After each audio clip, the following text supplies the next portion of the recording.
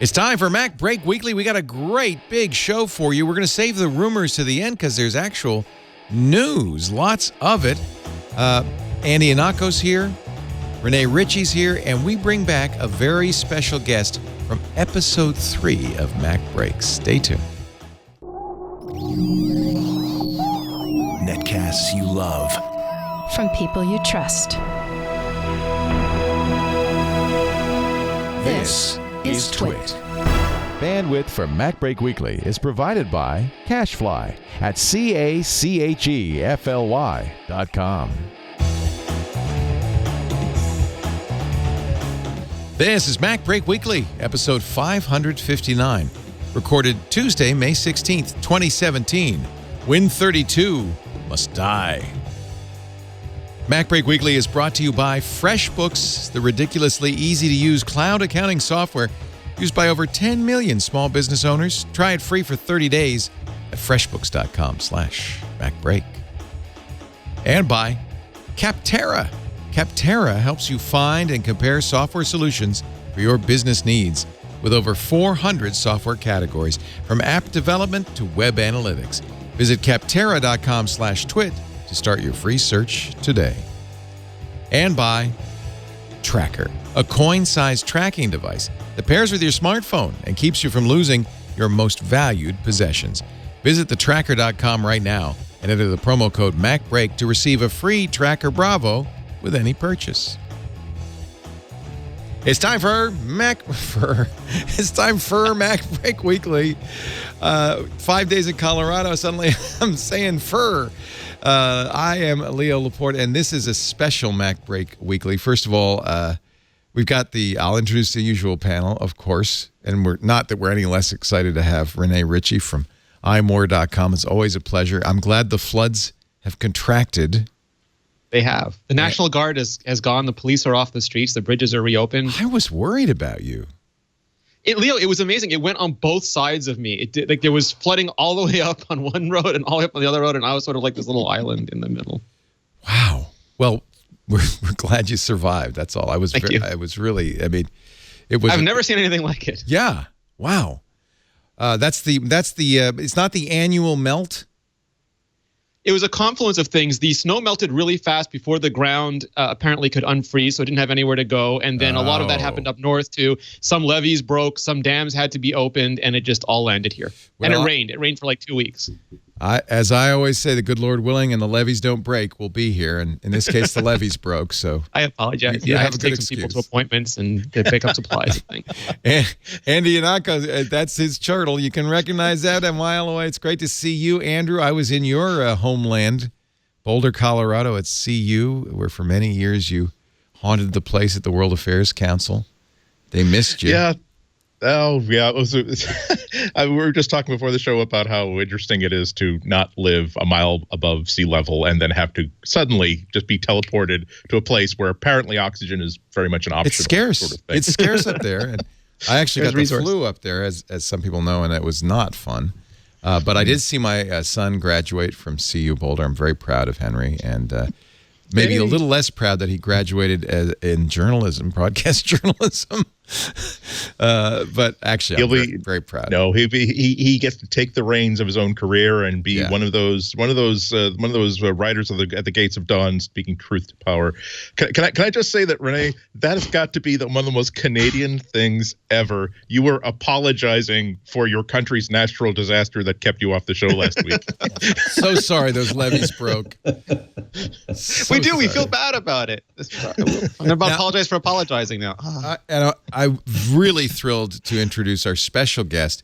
And actually, in a way, this is a reunion because he was one of our first guests. And I'm going to introduce him by playing my introduction way back in 2009. This is MacBreak Weekly episode 3. When was this? I don't know. I can't do math anymore.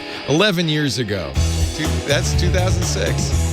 And it was a kind of a different show, same theme song, but this was Alex Lindsay's attempt to shoot 1080p video. One of the things people say when you say, we're going to do a show all about Macintosh is, oh, great, it's just going to be a big Apple PR piece. Now, I want to say emphatically, that's not what it is. I mean, we use Macs, we love Macs. and we want to know more about Macs, but this isn't one big puff piece. And so it's not going to be a parade of Apple product managers. But there are a few exceptions. There's one guy who really belongs in the pantheon of the demo gods, ladies and gentlemen.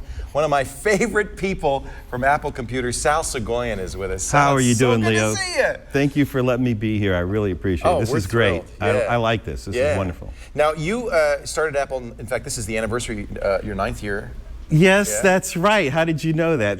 Today is the day. Cool. This is my 9th year at Apple Computers, product manager for AppleScript and now for Automator. So when you joined and he did a wonderful series on Automator for us that I think was what made MacBreak it made us. We wouldn't have had the following we've had in the intervening 11 years if we hadn't had Sal Soghoian on at the beginning. And now here we are having him on at the end? No, in the middle. Let's say in the middle. Sal, it's great to see you. It's great to be back on, Leo. I miss you guys, man. I was always so inspired by your work and your ability to get the message out to the larger Mac community. I admire you and respect you and Alex and all of the team there. And thank you for your support over the years. We're great fans. Your hair's a little shorter since 2006, but I just got out of the shower, so it's still a little wet. Oh, there's still some there. All right, good. Oh, yeah. And you still wear the ever-present beret. I'm glad to see. But there has been a change, and we were really sad. In fact, you were the title of the episode when we announced that you were leaving Apple. And I, for one, took it as a very bad sign, not for you, but for Apple. Do you want to talk about that at all? It was a very interesting experience to go through, but out of the whole experience, a lot of positive stuff has come to fruition. And I think that the advancement of automation and the importance and the relevance of it have definitely been brought to the forefront through all of that experience. So I look at it as definitely a positive thing that I had to go through at the time, and it all worked out well in the end anyway. Of course, hard personally, but a lot of times people tell that story that, at first it's devastating to lose your job and then new doors open. And I take it from what you said, and you're being very, I think, diplomatic, but that there was a response that people said, well, what does this mean for AppleScript? What does this mean for Automator? What does this mean for automation in general on Mac OS? The importance of automation for any company cannot really be understated. Right below security, automation is the #1 concern of corporations and for businesses. It's the only way to get efficiency, speed, accuracy, consistent output, and to scale what you do. And I think that sometimes that message and that importance gets taken for granted, and it needs to be reaffirmed and re-embraced and communicated that way and viewed upon it as a possible message that our customers, that the customers of a corporation or the customers of an enterprise would be interested in adopting themselves. By the way, Andy and Rene, don't let me hog the conversation. If you have questions, you can throw. You know me, I will. I'm just looking on in awe and adoration. We love Sal so much. One of the problems with automation is it's invisible. If it's done, once you set it up, it's invisible. It just works. And I think it took for years somebody like Sal to again and again remind Apple how important it was to its customers. It's particularly pre-press, Sal, but where else is automation used? Oh, that's another aspect about automation is in its invisibilities. People don't realize the extensive use of it. From everything from media production to the setup of iOS devices. One of the last projects I was working on at Apple was connecting Automator to the process of automating the setup of iOS devices. And if you have 10,000 iPads or a combination of iPads and iPhones, and you need to be able to maintain those and restore them and keep those devices viable, using automation is really the only way you're going to do that. And I'm not talking about over-the-air Wi-Fi MDM stuff. I'm talking about situations where you might be in a retail environment where an employee basically just has to plug the device in, have it do its magic, and then return to a certain state, and then a light turns green and they unplug it. There's plenty of scenarios of like that in the business world where automation is the key to their success in deployment of iOS devices. So there's another use case of automation. Just the transferring of data or the creation of data. I'm sure that in a lot of corporations, executives aren't aware of the fact that the charts that they see or the graphs that they touch are actually auto-generated using some kind of scripting language or some kind of automation. So it's not only in financial, it's not only in retail, it's not only in back office processes, it's in media creation. Fundamentally, any process where you have a labor-intensive series of actions that you have to take that have room for error, then that's a prime area that automation can contribute and solve. Yeah. Yeah, just say nothing about education, where you've got teachers who often have to be their own IT departments, even though they have their own IT departments. Well, the beauty of AppleScript was that it was so easy to write. You could learn it. It was hard for programmers to get used to, but for normal people, it was very English-like. And then Automator took it the next step, and then anybody could just point and click, drag and drop, and make actions happen. And that was very significant. 3 times might as well automate it. Yeah.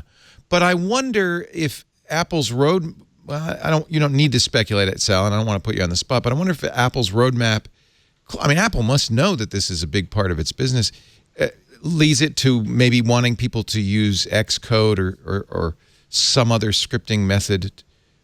What is Apple's support for Automator and AppleScript going forward? Okay, I got it.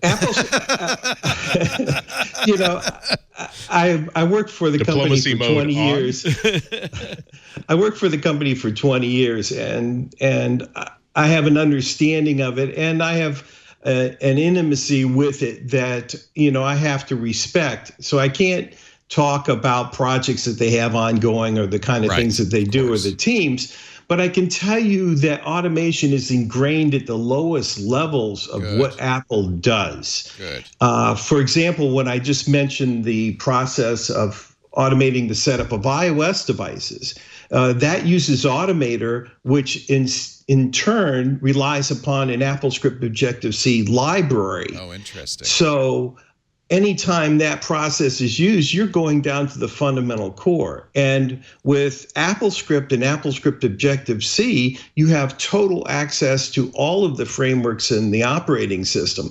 So suddenly things that weren't available are now available. And you'd be surprised how many things that you do on Mac OS are actually tied to automation behind them. So to answer your question, I think that automation is an inherent process that will never go away, that is important to not only Apple and its peer corporations, but to its customers as well.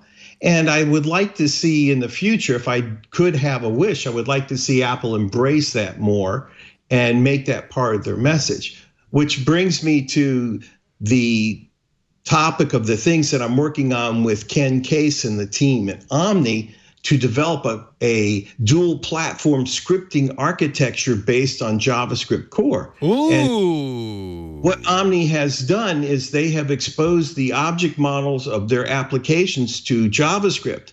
And you write the script on the Mac or on iOS, and it runs the same on both platforms. And the things that you can do now with an iPad, you can make it look like it's running AppleScript on the Mac. It is just profound and an inspiring advance. And it would be my wish that Apple would look at this and embrace that over a long term and possibly make that part of their strategy as well. Well, I believe this fits their strategy long term, and you don't have to comment because I know you know more than any of us outside do. But because if they're going to make the iPad be a peer to a desktop computing system, one of the first things you have to do is inter-app operability and communication and scripting. Would this Omni JavaScript be OSA compatible? Is it related to OSA, or is it separate entirely? It's similar to OSA. It's not related to OSA. Okay. Apple event architecture that OSA is based upon is particular to the Mac. It's not available on iOS. Okay. Exactly. But what they've done is recreate that strategy of exposing the internal of an application to a scripting language. So, for example, you could say, set the color of this box to blue. And that script would work the same on iOS as it does on Mac OS. Beautiful. And so it's a bridge, in effect, to OSA. No, it doesn't actually run scripts over to OSA, but what it does, it's a peer to OSA. A peer, okay. Yes. And one other amazing thing about it is, since Omni had the insight to base this on the core JavaScript that ships in WebKit, it also integrates with your standard JavaScript DOM.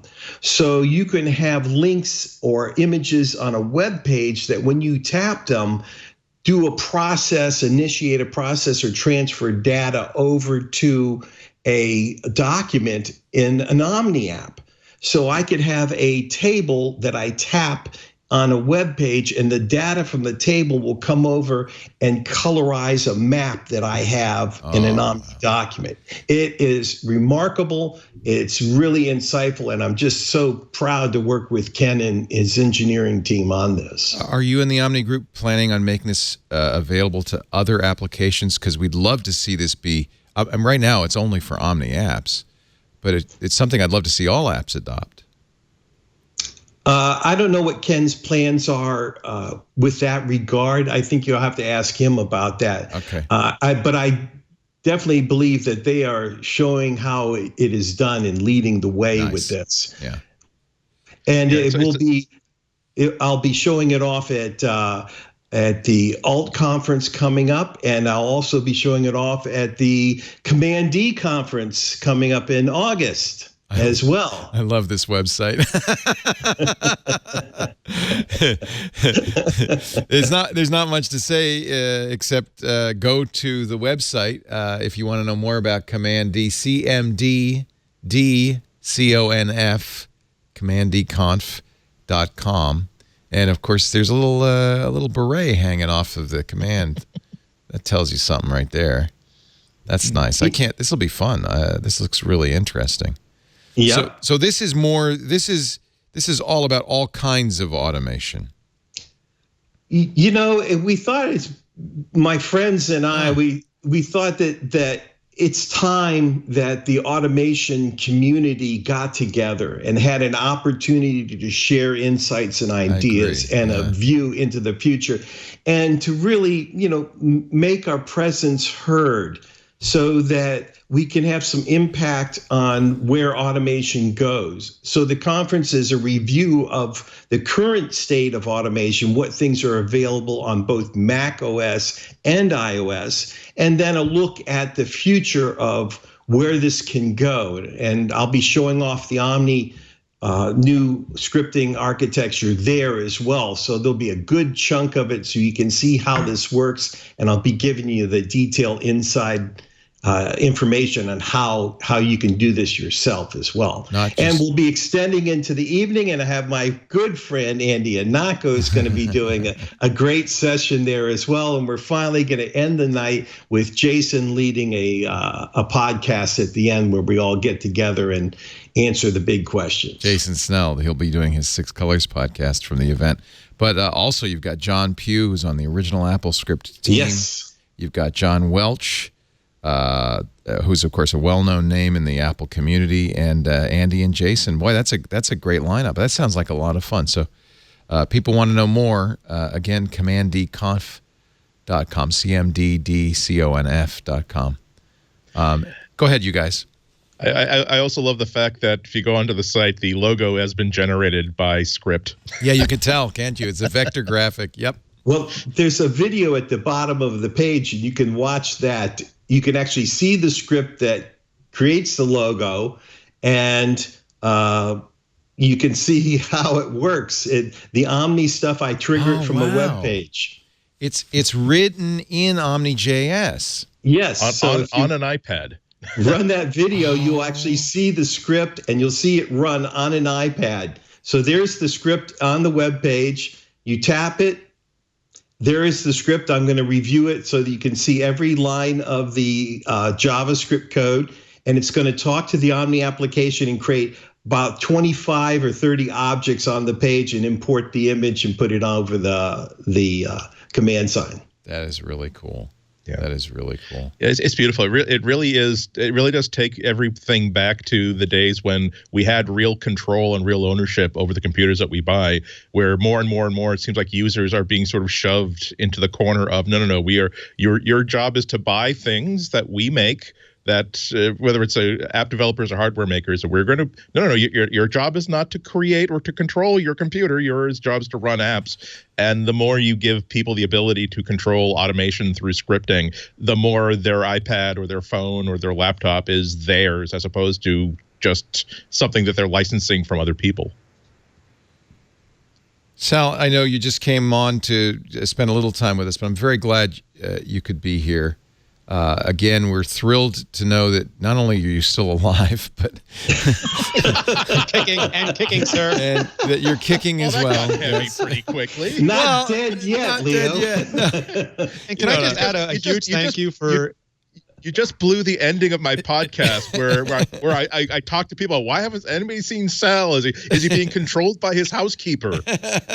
Yes, we thought you went the Richard Simmons route, but now we're glad to know Naomi isn't actually keeping you locked inside a closet and feeding you strange porridge once a week. No, I'm just add a huge. Go ahead. Rene wants to say something serious. I just wanted to add a huge thank you just to you for all your years of evangelizing automation, not just outside Apple, but inside Apple. And I hope very much that both those things remain true going forward. Yeah, there's a great story about Sal standing up to Steve Jobs, and Steve Jobs actually saying, "Oh, okay." Sal was right. It's absolutely true that Sal, in many ways, is the heart and soul of Apple. Certainly, of heart and soul of Apple automation. I think he trained a generation of people to pick up that torch. That's right. Sal, great to see you. All the best to you and Naomi. Much. We've been on a few cruises with you guys. They're as fun and exciting and sweet as you would imagine. And I can't wait to see what happens at CMD-D. That's great. That's great news. And I have to say, I'm really excited about Omni JS. I do want to see that. That's got to happen across the board on iOS. We need that. Go ahead. There's a website, omni-automation.com. If you want to preview it and take a look, and there's videos there, you're welcome to go visit the site. And thank you so much, Leo, for having me on today. My pleasure. Thank you, Sal. What a team they have now. I mean, Tim Wood and Brent Simmons and Sal Soghoian. It's amazing. Yeah. Well, I think this is interesting, isn't it? This company is really, now you're starting to see a trajectory for Omni Group. I'm starting to wait for the Omni operating system to come out. Yeah. Well, didn't they build OmniWeb like overnight? Didn't Ken like knock OmniWeb out overnight or some ridiculous story? Really? Wow. It's amazing. Sal, it's great to talk to you. Thank you so much for being here. See you all. Bye, Sal. Sal Soghoian. Thanks, Sal. One of the original Mac breakers. He's been breaking Macs since way back when. 2000. Breaking Mad coming to AMC next year. 1997. Since 1997, breaking Macs. Let's take a little break, and we will get to the Mac Rumor Fest. Adam was on last week saying, "Well, we don't do rumors." Well, we're going to do rumors because. Well, 2 weeks before WWDC, or excuse me, a few weeks before WWDC, it's a good time to talk about rumors because now there are people who are operating forklifts who get to see things. Exactly. And hardware rumors. We get hardware rumors again for the first time. I'm excited. Mark Gurman has some very interesting things to say, but we'll get to that in a moment. But first, a word from our sponsor, if you don't mind. MacBreak Weekly brought to you today by FreshBooks, perfect Mac application. It works on anything because it works on a web page. And, of course, there's iOS apps as well as Android apps for FreshBooks. But FreshBooks is really about keeping your small business or personal business on track. It started this way for me as well with invoices. Was the part of the month I hated the most. And this is way back in 2004, even before I knew Sal Soghoian. I had to do invoices to the Canadian company, Rogers, that I was doing the TV show for up there. I had to send them expenses. And I was doing a spreadsheet, and it was just a pain in the butt. Plus, it was Canadian dollars. FreshBooks saved my booty. They made beautiful, and they still do. In fact, they're better than ever. Beautiful invoices that automatically handled any currency, so you didn't have to do the conversion yourself. It just did it. It also has a pay me button right on there. And even if you're not set up to take credit cards, they handle the payments. You can let your clients can pay you online with no setup required right from the invoice.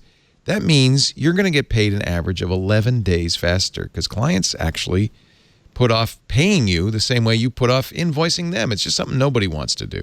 You didn't get in business to do bookkeeping, so why not use FreshBooks? By the way, it's gone so much farther. It's now a full cloud accounting system. I hate to call it that, though, because that sounds intimidating.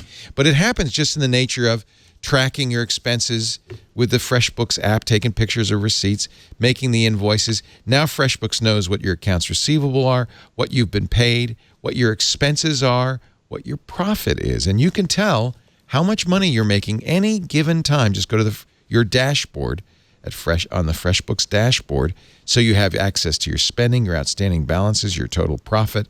And when your accountant, it's tax time, your accountant says, I need sales tax summary or a profit and loss statement, you can generate that too. Or investors, you can generate, if let's say somebody came along and said, I'd like to buy your business or I'd like to invest in your business, would you be able to generate a profit and loss statement in a reasonable amount of time? If the answer is no, really, you ought to be using FreshBooks. You can push a button. Beautiful, professional profit and loss statement. I don't know how tax time was for you this year, but if it was a pain in the butt, this will make it so much better. Stay connected to your clients. Keep tabs on your business no matter where you are. Get rid of the shoebox. You can track expenses by adding them either on the desktop, snapping a photo of the receipt, connecting your bank account and credit card will automatically import expenses daily. It works, of course, with all the things you work with. If you already use Stripe, it can use Stripe, no problem, or Shopify or Gusto or Acuity scheduling. You can do team timesheets on this. You can do your own timesheet. You could do your own time and hours, but you can also do project billing. I mean, I can go on and on and on. Why don't you just try it? Save 2 days of paperwork a month. Make tax time a breeze next year. Try it free, 30 days, freshbooks.com/MacBreak. Oh, don't forget to tell them MacBreak Weekly when they ask, how did you hear about us? freshbooks.com/MacBreak. I feel like something's talking to me. Did you hear a voice, or is this just the flu still Someone order a dollhouse. We have, it's weird. Must be this way in your houses too, that periodically things just wake up and say, hello. I don't know what you meant. I'm sorry, I interrupted you. I didn't say anything, but now sorry it interrupted me. It's very confusing.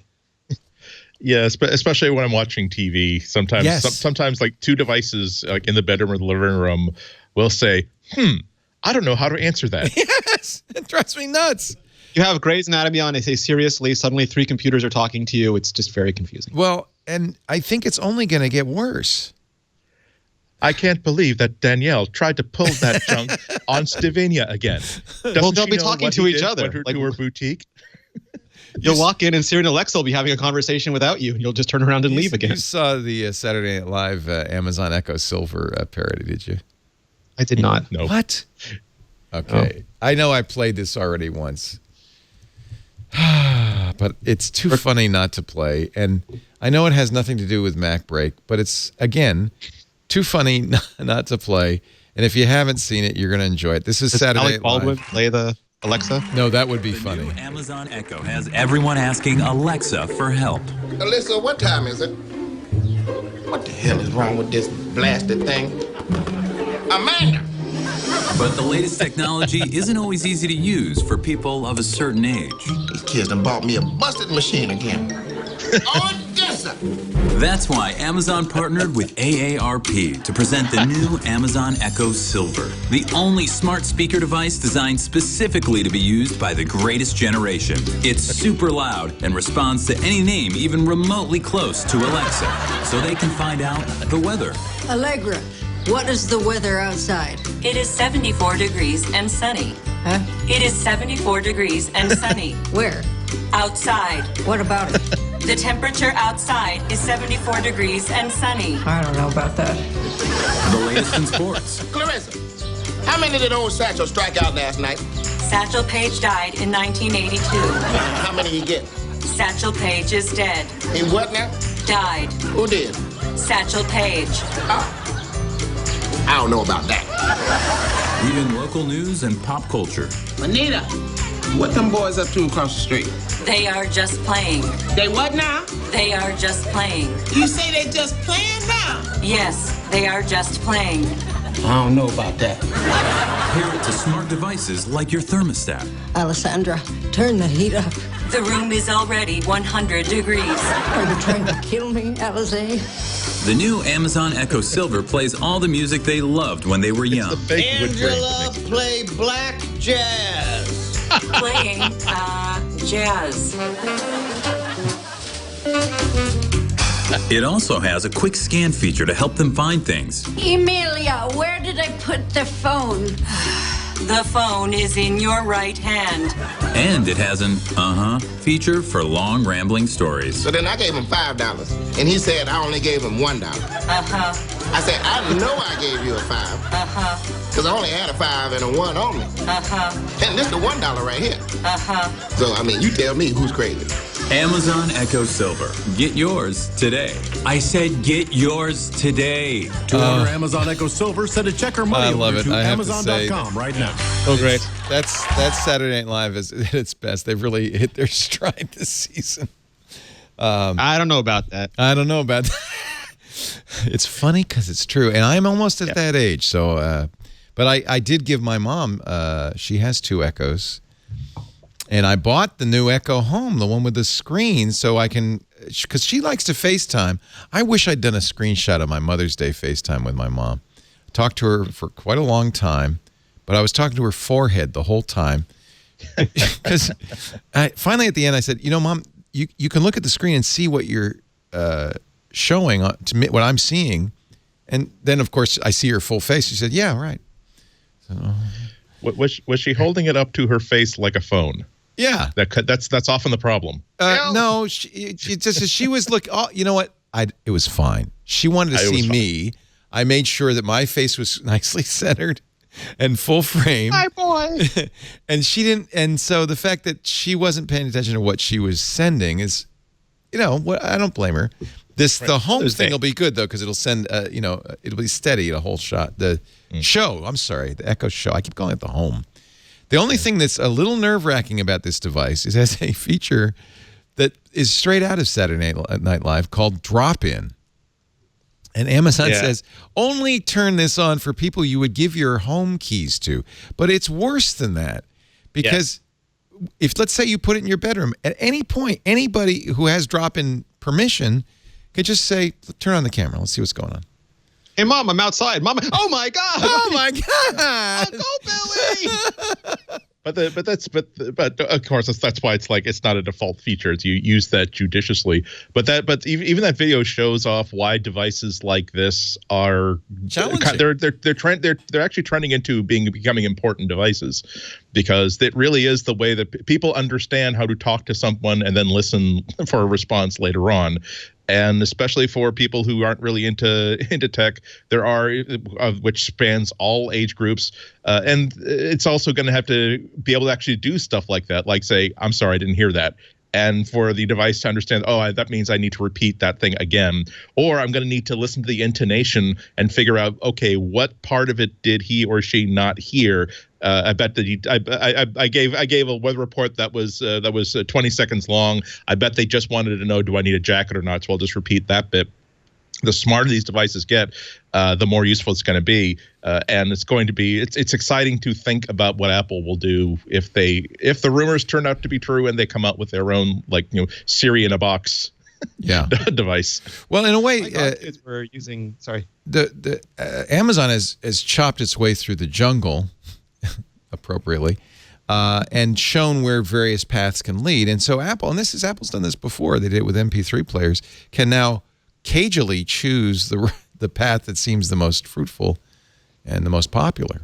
Yeah. Go ahead. I'm sorry. My godkids were using Siri to send and receive text messages before they could read or write. They would just pick it up and say, "Tell mom, blah blah blah blah," and then she'd send back a message, and they would read the message to them, and they would respond. And that's incredibly enabling technology. Like Andy mentioned, it's not just for old people. It's not just for people who aren't tech inaccessible. It's going to be a whole generation of people who just assume that their devices can talk to them, much as they assume their devices are multi-touch and they can directly interact with them. I think what's interesting is, you might say, oh, the future of interfaces is voice or then virtual reality or touch. But what the future of interfaces really is this kind of variety of ways to interact. Yeah. And I like that. It's the idea that the idea of having anything as the hub of your experience is now it's dead. It's the idea that no matter where I am, there is an instance in which a certain specific type of technology is going to be super appropriate. And so just like right now, I'm sitting in front of the most appropriate device for what I do over the course of the day, which is to write lots of stuff and do research on lots of stuff. So I need lots of windows. I need big screens. I need multiple screens. I apparently also need a good pair of speakers so I could listen to really great music while I'm stuck here for 8 or 9 hours. But then we get down to the really, really minimalist approach where if I just want to know a question that I ask once or twice a day, I'm about to leave for a 3 or 4 mile walk. Do I need a jacket? Do I need an umbrella? Or do I need to forget about it? It's not something that I even want to take a device out of my pocket and press 2 buttons to do. The idea that I can just simply ask a question and get an answer, that is amazing. And it really does help daily moment by moment life. So again, I hope that this is not going to be a situation. I doubt it's going to be a situation where Apple just simply says, you see this, the Amazon Echo, build us one of them like it that makes us money instead of Amazon. That would be bad. It'd be nice. Yeah. Well, it'd be, but I'm certain that they'll try to take it in their own direction. Yeah. It was a little curious to hear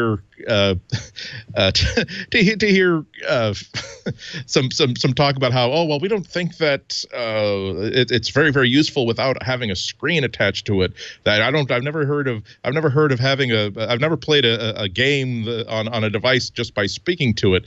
And it's like, yeah, but it's okay to, again, it seems like the Echo does really, really well not having a screen, and even Google Home does really well having a screen because this is a brand new thing. This is a different thing. It doesn't have to have a screen, which means it doesn't have to have a component that will increase the unit cost by $53. That's the very minimum. This does pose a challenge for a company like Apple that wants to create the total ecosystem you live in, because that means they have to create all the parts of this heterogeneous system, from your car to your automated home to your television, and that is a huge challenge. Or just the frameworks, like HomeKit is a framework and HealthKit is a framework that lets them interface with medical devices and home automation devices. But ultimately, don't they really want to make at least the reference device? Isn't this the lesson Apple and Microsoft now is learning, is that you got to make at least one device for each of these technologies? There was this really good comment from Steve Jobs where he's like, yeah, we could make a couple $1 million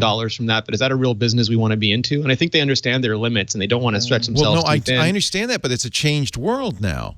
Yeah, totally. But they can make it so that those devices, I think the logic there is that they want to make it so that you have a phenomenal experience with those devices if you're using the Apple ecosystem. Like if you have Hue lights, it's better if you have HomeKit, or they would argue it's better if you have HomeKit than if you just use it with something else. Yeah, that's what Microsoft says about Windows now is, we're going to offer our tools and applications and services. It's a big business for Windows as much as it is for Apple, anywhere our customers are, which is why they have great iPad apps.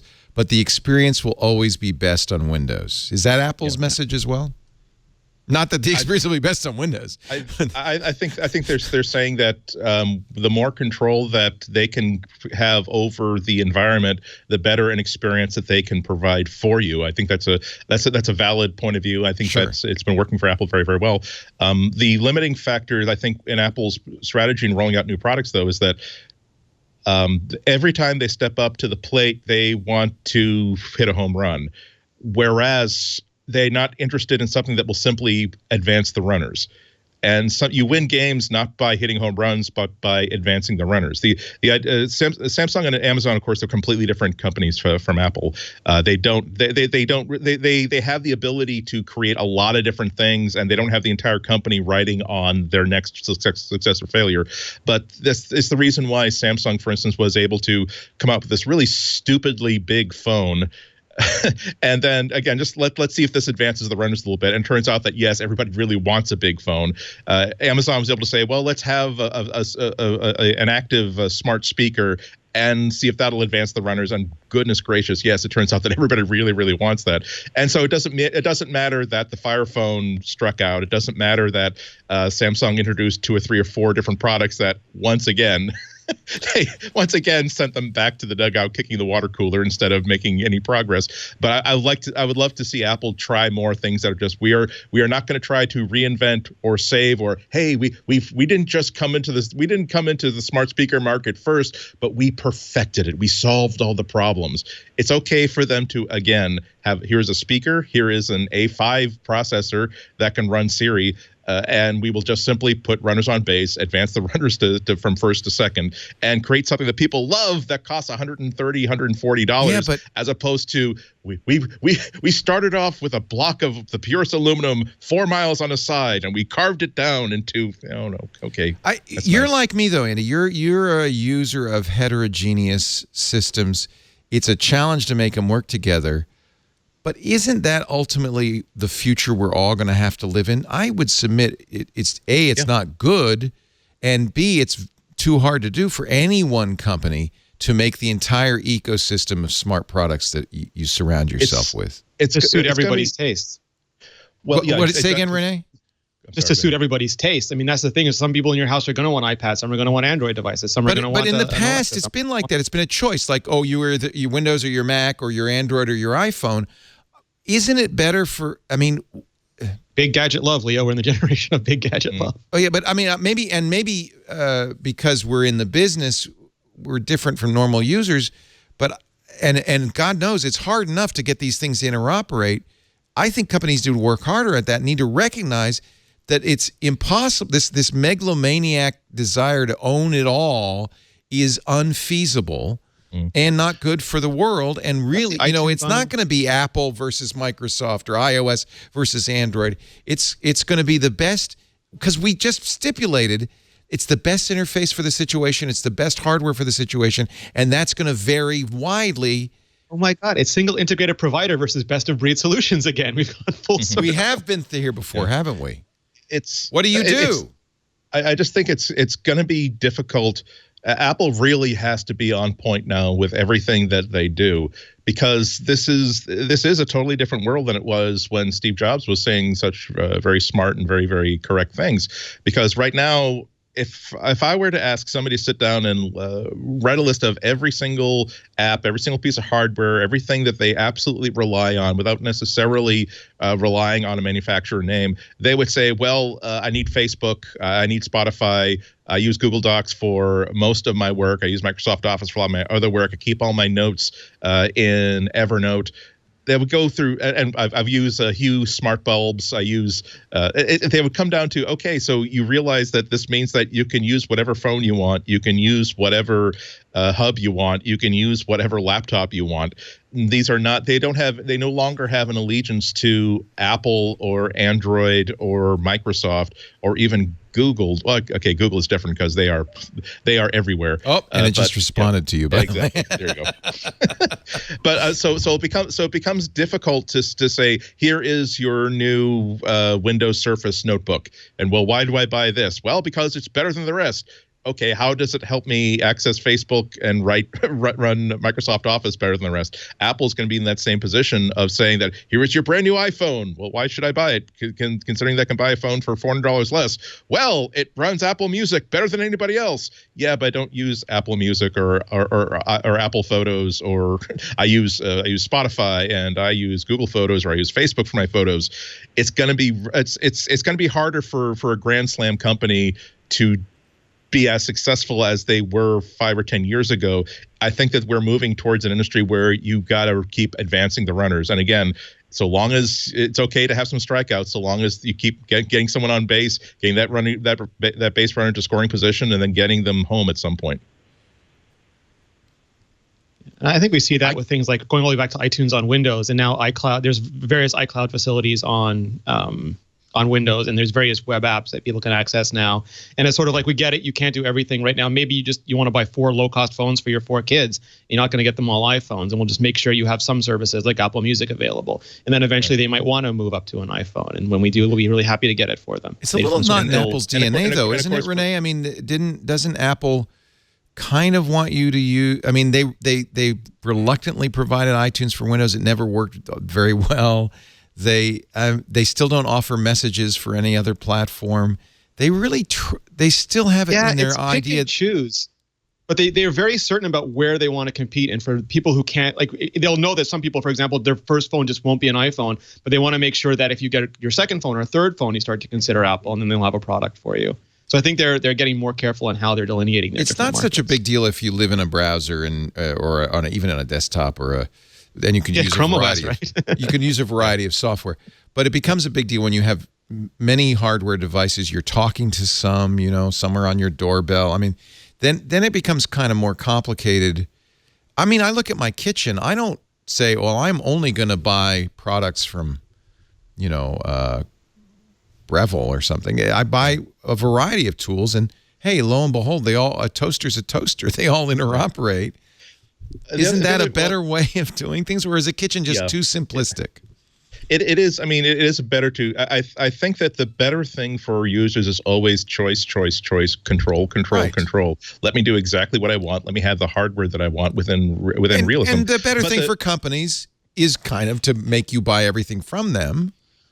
But I think that's undoable, increasingly undoable. To buy things from them, you have to figure out what your core strength is. Apple is also in a really good position, despite what I was saying just 5 minutes ago, where if they can also say that, well, I know that you've been using Windows forever, and you've been very, very happy with it, but given that most of your apps and services are now platform independent, can you credibly tell me that this $1,500 MacBook or this $1,500 MacBook is not one of the best designed, most beautifully constructed, most durable with the laptops you can buy, with the best support, where you walk into a store, you say, me happy, no laptop with, and you shove it to them, and they either give you your money back in 2 weeks, or they make you happy and give you a different or a better laptop if they want to practice their "we're awesome" policy. It's a really complicated graph. Another thing is that now that I would say that there are a lot of great search engines out there, alternatives to Google. There are a lot of great services, alternatives to Google. But at this point, because I have made the decision, which is not necessarily right or wrong, but it was my choice, to trust Google with personal information and with my browsing experience, goodness gracious, Google search is really good at figuring out exactly what I mean by I want you to I want to do a search on high performance sports cars. It knows by now that I'm not buying one. I'm just curious about the engineering of it, and it will tend to give me search results that are kind of like that, and goes for that for category. So as it really is up to Apple, I think, to start taking advantage of the knowledge that the information that Apple users have entrusted to them, to say, we are going to Siri has known you for the past 4, 5, 6 years, has worked in your office. It knows that you're grumpy on Tuesday. It knows that the way to manipulate you into getting ahead on your deadlines is to give you one of those Toblerones on your desk on a Friday at around 2 p.m. when your blood sugar is starting to crash. That's one of the ways that you start to make people into a dedicated, almost impossible to blow from your to blow out of your customer base customer, saying, yes, you could run Spotify or anything else, but only Apple knows when you like to use Spotify and where you'd like to have the Spotify icon on all your different devices. It's a really different metric than it was just a few years ago. I wonder, I mean, if Apple were to be a next generation, Keiretsu, huge conglomerate success of the kind, that in neuromancer. Like Hitachi. Yeah, that. Well, no, like even in the future, when you read science fiction novels by William Gibson, these companies are massive 100-year, 300-year companies. If you wanted to be that, and I presume Apple does kind of want to be that, I wonder if Tim Cook spends any time thinking, look, we've got $250 billion. Why don't we shoot the moon and try to be a company that makes every product from... I mean, it sounds like maybe they were thinking that. They just got to make the implant, Leo, and then they'll be able to beam the rest into our heads. Why make a fridge if you can make a virtual fridge in our heads? They have finally spent a little bit of that money. They acquired an AI company. This makes sense. Lattice Data. It's a specialist. It's a very specialized tool. They spent $200 million on it. It takes dark data that's not visible on the web, but universities and elsewhere are generating data like this all the time. In fact, data that's not structured. It's not a neat table, rows, and columns. You can't search it. You can't put it in a Google index. It's a jumble of stuff. And Lattice, which is developed by some very sophisticated one guy's a Genius Grant winner for his work on Deep Dive, which is the non-commercial version of what Lattice makes, is on the team. It may just be an acquire. They got 20 engineers for this, and it may be that they wanted the technology, but it shows at least one data point that Apple wants to beef up its artificial intelligence, and it wants to know more than Google in a sense. It doesn't want to just know stuff that's spiderable, but stuff that's not spiderable, the dark data. It's a little beyond that, too. It's like, because... I'm sorry, go ahead, Rene. Structured data is something we know very well. Almost every database was built from Google from Oracle on up to handle structured data, which is everything in nice, neat columns with rows, tables with rows and columns. And that's sort of like you find gold and you're just going through picking up the big nuggets, going, here it is, here it is, here it is. But eventually you've exhausted that stuff. There's no more intelligence or actionable data you can pull from that. So you start sifting. You start sifting through the riverbeds, and that's largely the unstructured data, which could be binary blobs like movies or JPEGs or MP3s. Or it could just be tons of metadata, or it could just be a bunch of stuff that's never properly been sorted through or normalized or sanitized, anything like that. And this product, I don't know exactly what Apple would do with this, because this is a tremendous amount of work to get probably not a lot of actionable intelligence about it, but it's a good way to ingest vast amounts of data. I think that's something that we've seen Apple struggle with previously, especially with Maps, which is taking vast quantities of data and figuring out some sane approach to it. And if they can do that with some form of machine learning and some form of artificial intelligence to get really, really good results from vast quantities of disparate data, which is what you're dealing with Maps and transportation and a whole bunch of different industries. And that just makes their efforts to learn things without necessarily that famous line from Craig Federighi, we don't need your picture of a mountain to know what a mountain looks like, but they do need to be able to analyze vast amounts of data so they know on their side what a mountain looks like. Well, exactly. I think it's an interesting acquisition for them, because as soon as you think about what Deep Dive, for instance, is, it's not so much. It is AI, it is machine learning, but it's also every time that you've done, let's say, a Google search on just a basic question, and it didn't just give you links to web pages that had those keywords in it. It didn't just say, oh, here's a Wikipedia article, we'll put that at the top. It was able to actually analyze the Wikipedia article, create a box all on its own with a bulleted list saying here is how to activate here's how to disable Shlomo voice recognition temporarily so you can have a conversation without interrupting you. And instead of pointing you to the article, it'll say here are the steps you need to do. And that is a sort of understanding, the ability to look at data that has not been formatted and to hand you the answer you want and find the answer that you need. It is the way for Siri to be able to construct more intelligent answers, like saying what problems are the Red Sox having with their pitching this year. And you think that you know that you read something in the Boston Globe 3 days ago that was a really good article. That's kind of what you're looking for. But for it to say that it seems as though they hired a whole bunch of people that have gone from active marijuana users to active heroin users, and they're way too sleepy in order to actually be able to throw right-handed anymore. That's the sort of stuff that makes it to a magical experience when it's actually giving you answers, as opposed to not just helping you to find something you can then click on. So it's a really interesting buy because it's technology they can apply pretty much everywhere. But it's you easily see how it's going to help with Apple Maps and how it's going to help with Siri. Yeah, be very interesting. A couple of other news items before we get to the rumors of the week, which are actually really juicy. Yeah. But I just wanted to mention that yesterday I got iOS 10.3.2 along with watchOS 3.2.2, tvOS 10.2.1. Rene, you're the king of new OS versions. What the hell? I mean, like it says it right there. It's a security bug fixes, security improvements, little bits here and there. These aren't like huge. Like 10.3 or a 10.4 would be a big feature release. But the point, the incremental updates usually just fix and polish off rough edges. That's important, though, in this world. I mean, we are really now becoming hyper aware of security. Absolutely. I think the WannaCry vulnerability I hope that has taught a lesson to people like Dianne Feinstein and the FBI. Well, I don't know who runs the FBI anymore, but Theresa May. Theresa May, that when governments insist on, governments aren't able to keep a lid on their own secrets. Let's put it that way.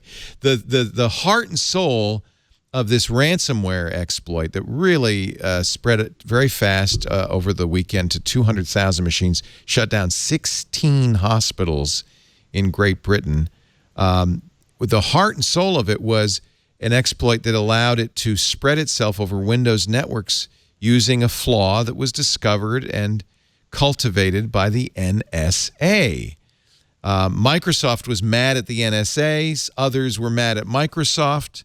Microsoft did, once the shadow brokers released that big dump of NSA exploits a few months ago, Microsoft combed through it as best it could and patched that particular SMB1 exploit. So any more modern machine is safe, but I think they're about to, or maybe they already have exploit patches even for as old as XP. So this has been a problem that's been around a long time. For people running Windows on their Mac too, it's important to check for that stuff. It's not that you're and the thing is, we called a staff meeting this morning, and I said, I know you guys all know this. You're sophisticated tech users, and we do a lot to protect you here. But I just want you to understand how this stuff spreads, and I wanted you to have my voice in the back of your head every time you were tempted to open an attachment or click on a link in an email. But this the fact that all of these exploits leaked out, and by the way, this is the first that's been weaponized by bad guys. It now looks like it's North Korea, by the way, which I think is very interesting. When I looked at that WannaCry, I thought, wow, they've translated this into like 18 languages. It's got a want to know more about Bitcoin link, how to buy Bitcoin link. I mean, whoever wrote it put a lot of kind of an abnormal amount of care into it. And I thought, this looks a little governmental. And in fact, there's evidence, no proof, but evidence that maybe it was from North Korea. And that would make sense. They didn't make a lot of money, apparently, only $26,000 as of Saturday, which is not unusual. Malware exploits like this often don't make a lot of money, but a lot for the perpetrator, not a lot considering the billions of dollars of damage that they do. But nevertheless, there are many more exploits remaining in this shadow broker's dump.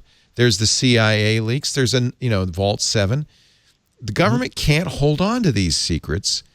There's going to be a huge economic price to be paid, and we as computer users are going to face a lot of problems.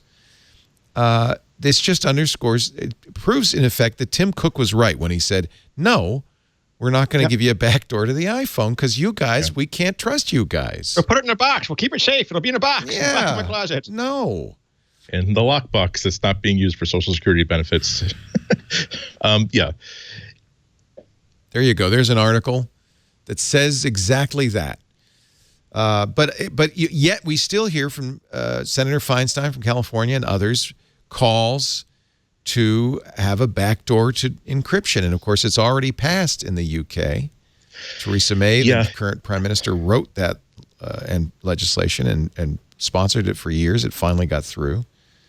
Yeah, there's also a lot of kind of nasty stuff that's making its way through state legislatures. There's one I can't remember the citation. I was just reading about this last week, where of course, it's being called Evans Law to help against in honor of a teen, I think, who got killed by a distracted driver in a car, and the law saying that that police should have the right to analyze a phone in a sort of like a breathalyzer sort of scenario to determine whether or not it was used recently, like within a few minutes of the crash. So being said, we don't have the right to check your contacts, your texts, or any of the content. We only have the right to do a breathalyzer type of scan on the device to see what apps were being activated, was this being interacted with, were they tapping on the screen, and it's a well-intentioned law, but it's how is that going to be possible on a phone without having some sort of a legislatively mandated backdoor that says at least give me access to the USB bus or the USB chain, or make sure that there's a system log of some kind that is being put in an openly accessible place. And of course, as soon as you introduce any kind of vulnerability, again, these aren't desperate losers creating these cracks. These are incredibly sophisticated and incredibly gifted engineers who are just twisting doorknobs and trying to find where's the weakness here. And a lot of them are working on the side of the angels, and a lot of people are working on the side of the not angels or the government angels who I would say Apple needs to do more, because right now Apple encourages everybody, and I think most people do it. First of all, the default when you install Mac OS is to back up your documents folder and your desktop to the cloud, to iCloud. It also encourages you to back up your phone to iCloud. And as we know, Apple has the keys to your data on iCloud and will hand it over to law enforcement if requested. So I want trust no one encryption of my iCloud data. I presume Apple's working on that, because certainly they don't want to be in that position. But this is the kind of thing that these bills would force. Didn't they? Wasn't the old version, I have to double check this because I might be mistaking it with two-factor authentication, because it's always fail-safe or fail-secure, and they discovered that their users cared more about getting access back to their photos if something went wrong, rather than the government getting their and they photos. need to do the right thing by their users. Well, no, but I mean, it's like I feel the same way. But then I talk to people and they're like, "Oh, if I lost all my photos, that's the worst thing that could happen to me. Not someone stealing it or the government getting them, but losing all my photos is the absolute worst thing that could happen to me." So I'd even recommend, maybe not using iCloud for that, and using something that lets you generate your own client-side key, like something like Backblaze or Carbonite. But everybody, I agree. But everybody who uses Apple stuff, it's by default. It's they probably don't even know that happens. Look at your desktop, see where it's saved. It's saved to the cloud, which is when I first saw that, I said, "Why is that happening? I don't want to do that." And it's a setting in your iCloud settings you can turn on off, and I would turn it off because you're basically making your documents public. Now, I had a really good conversation. Apple does everything it can to protect those keys.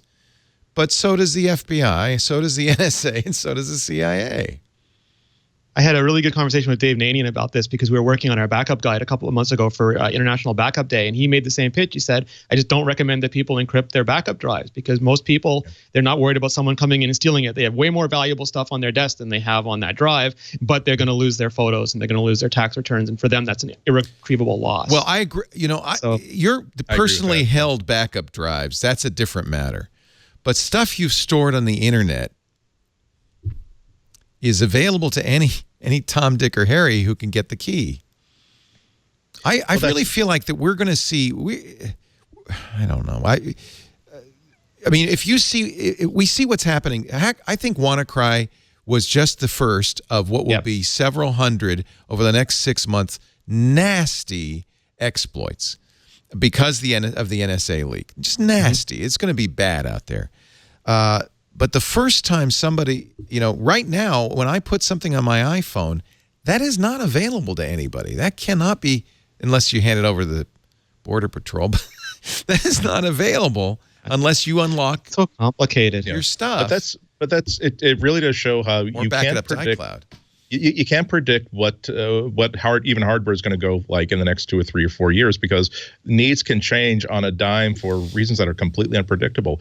I think that there is, if people really do care about this sort of stuff, we're going to see that reflected in an uptick on people who find it less attractive to buy $1,000 top of the line feature phone, and instead I'm going to get a burner style phone that I can easily wipe it in a second if I have to hand it over, or if I lose it, so I can do that remotely, and that if I ever lose it, I will just simply buy another one, because essentially I want the security of my data to be more important than the security of the actual device itself.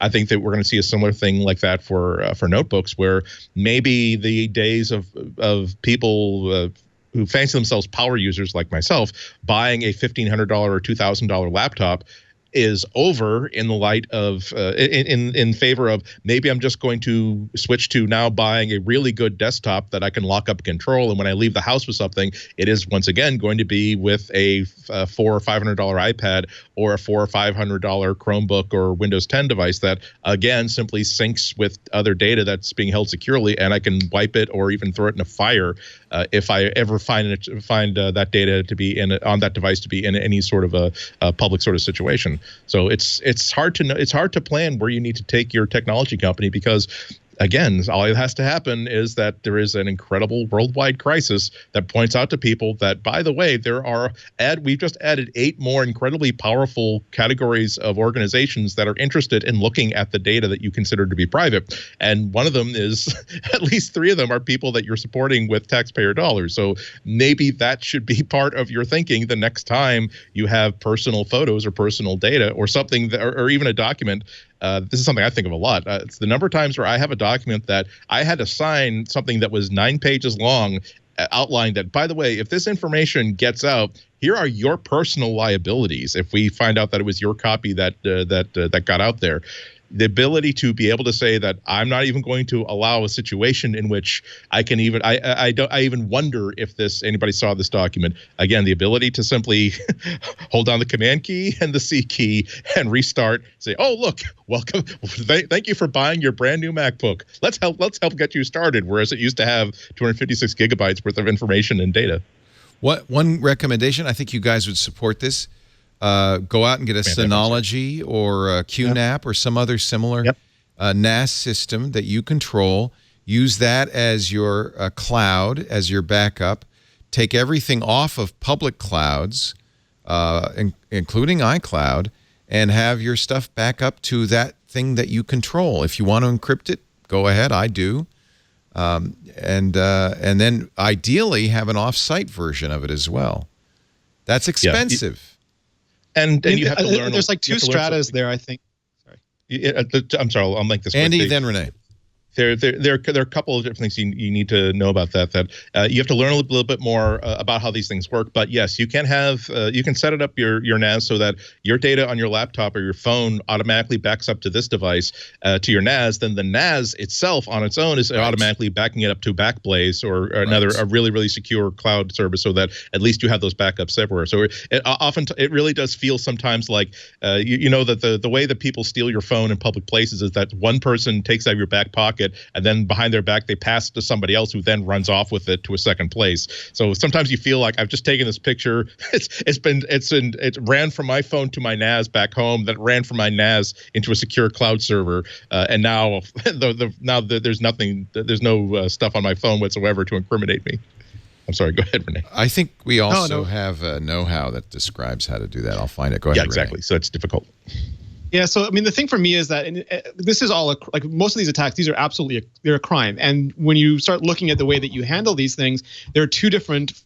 People have 2 different kinds of reactions to them, and you can never say that one is right and wrong. People are entitled to the way they feel about it, and you never want to make them feel bad about it. So there are going to be some people for whom safeguarding their data is the most important thing, and there's going to be some people for whom making sure no one else can get to their data is the most important thing. And both are absolutely valid points of view. Just make sure you're super educated, super informed, and you make a really informed decision about it. And then once you do, you might decide that you want the convenience of an online backup system. You want Backblaze, you want Carbonite, you want one of those things, and you can make a client-side encryption key so that it is as secure as possible. And then you pay a fee, and you don't have to worry about forgetting to do your backups or your Synology stopping or something happening that makes you lose those photos or those documents that are the most important things in the world to you. We'll probably talk about this at some point with Steve Gibson too. His phrase, which I think is really good, is "trust no one" encryption, and that means only you have the key.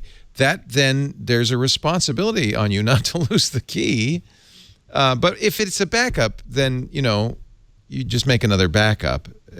You don't want to lose. You don't want to find out you forgot the key the day you need to restore it. Obviously, nobody's going to do this. I understand that. Most normal people, the protection of their data is important, and they can do an online backup service with reasonable security, and they'll be fine. For anybody who, if you're even slightly worried about your security, then do everything you can to do that trust no one system. I wonder though if people just assume that, well, if it's on the iCloud, it's safe, right? Nobody. I think most people. Not given all the news stories, I think now.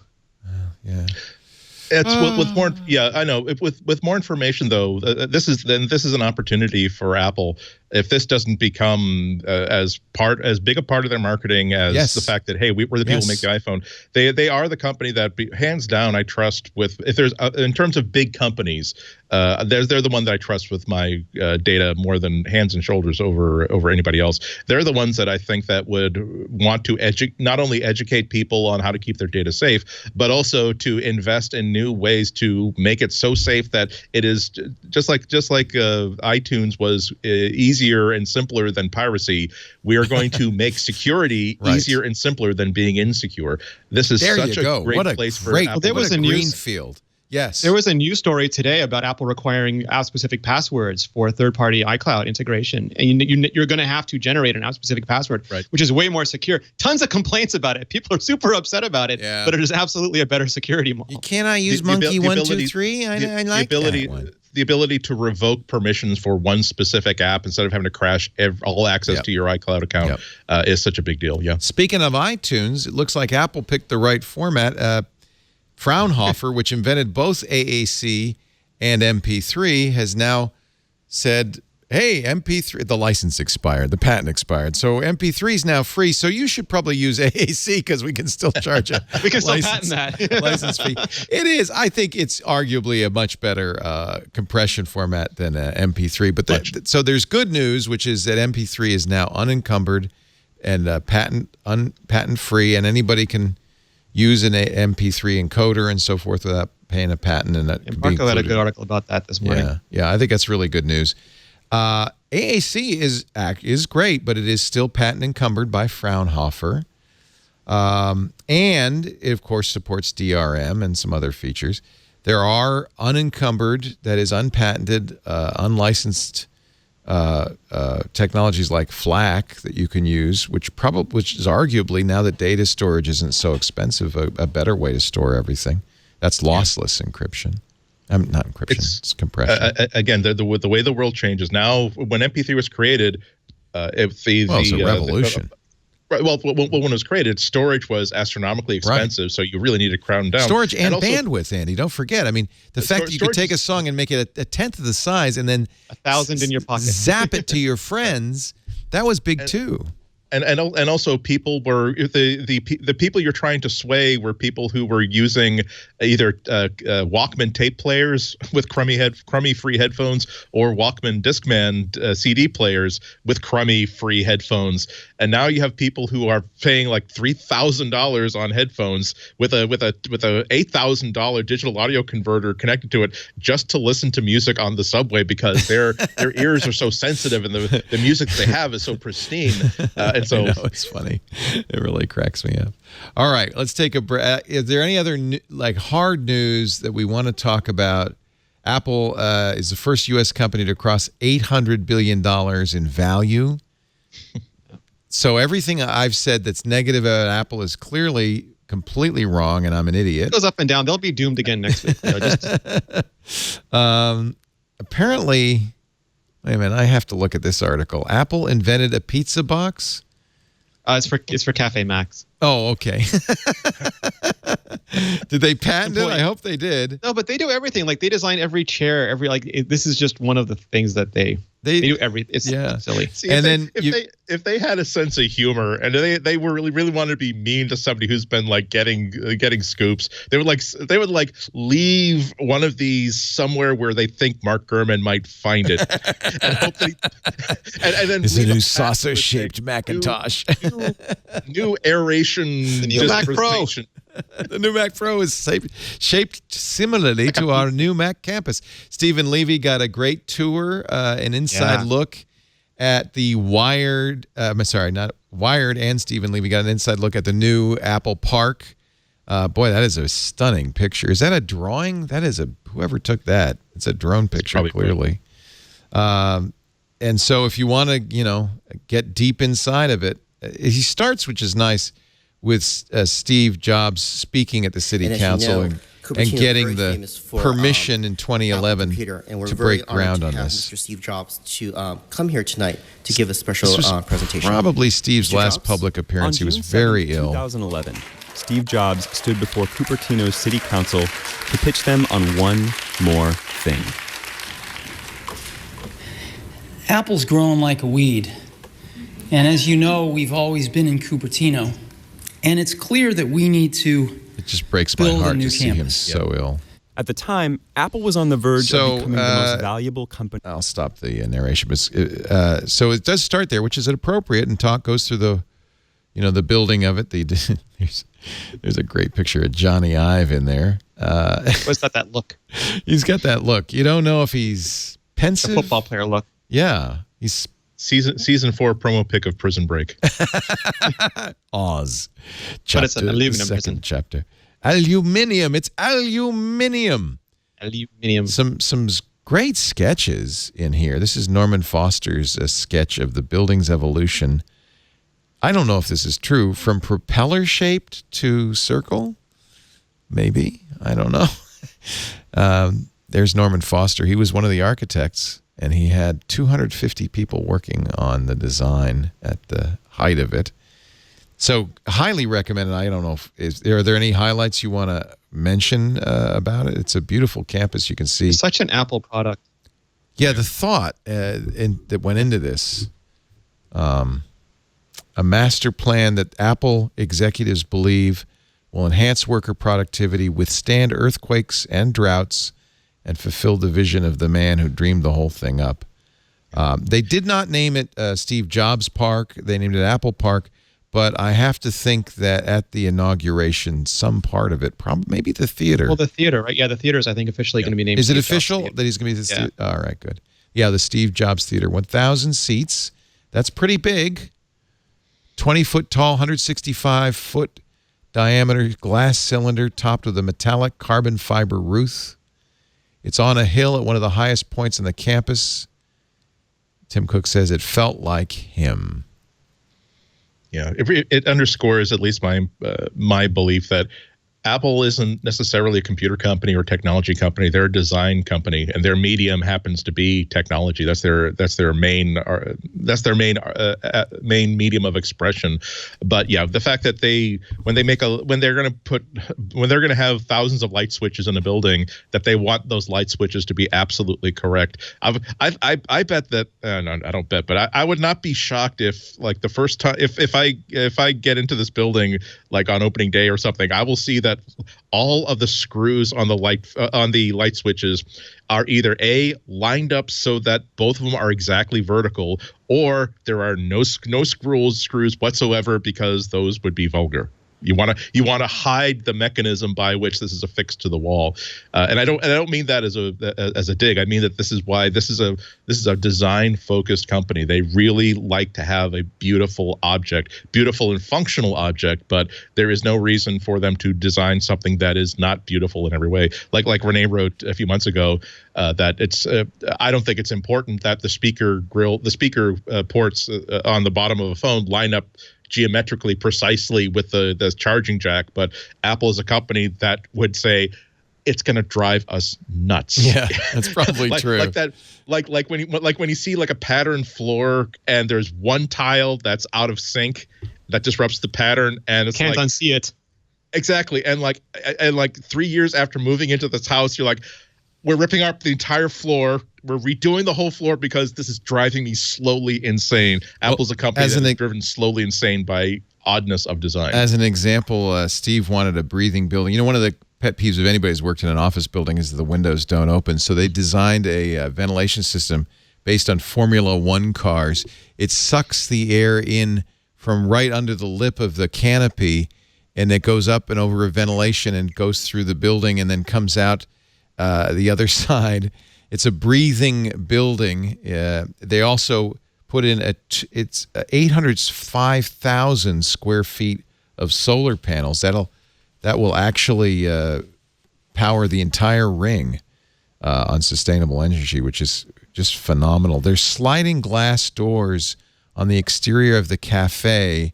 They go all 4 stories and weigh each door, get this, 440,000 pounds. They open and close quietly via mechanisms hidden underground. They're pretty massive mechanisms. It's really $500 bounty to the first Apple employee who posts a video when they know that the doors are going to close. I'm saying your tauntaun will freeze before you hit the first marker. Well, I'll see you in hell, and then jumps on a Segway and zips out before the doors close. I mean, that's an amazing number.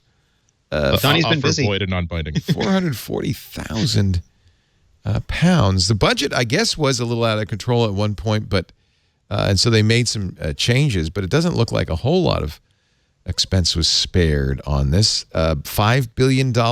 Apple won't confirm it, but Stephen Levy says, Cook doesn't correct me when I cite it during our time together. So $5 billion. But, you know, when you have $250 billion, $5 billion doesn't feel like that much. When you're making a building that you think is going to be the flagship home of your company for 50 years, go. Mm-hmm.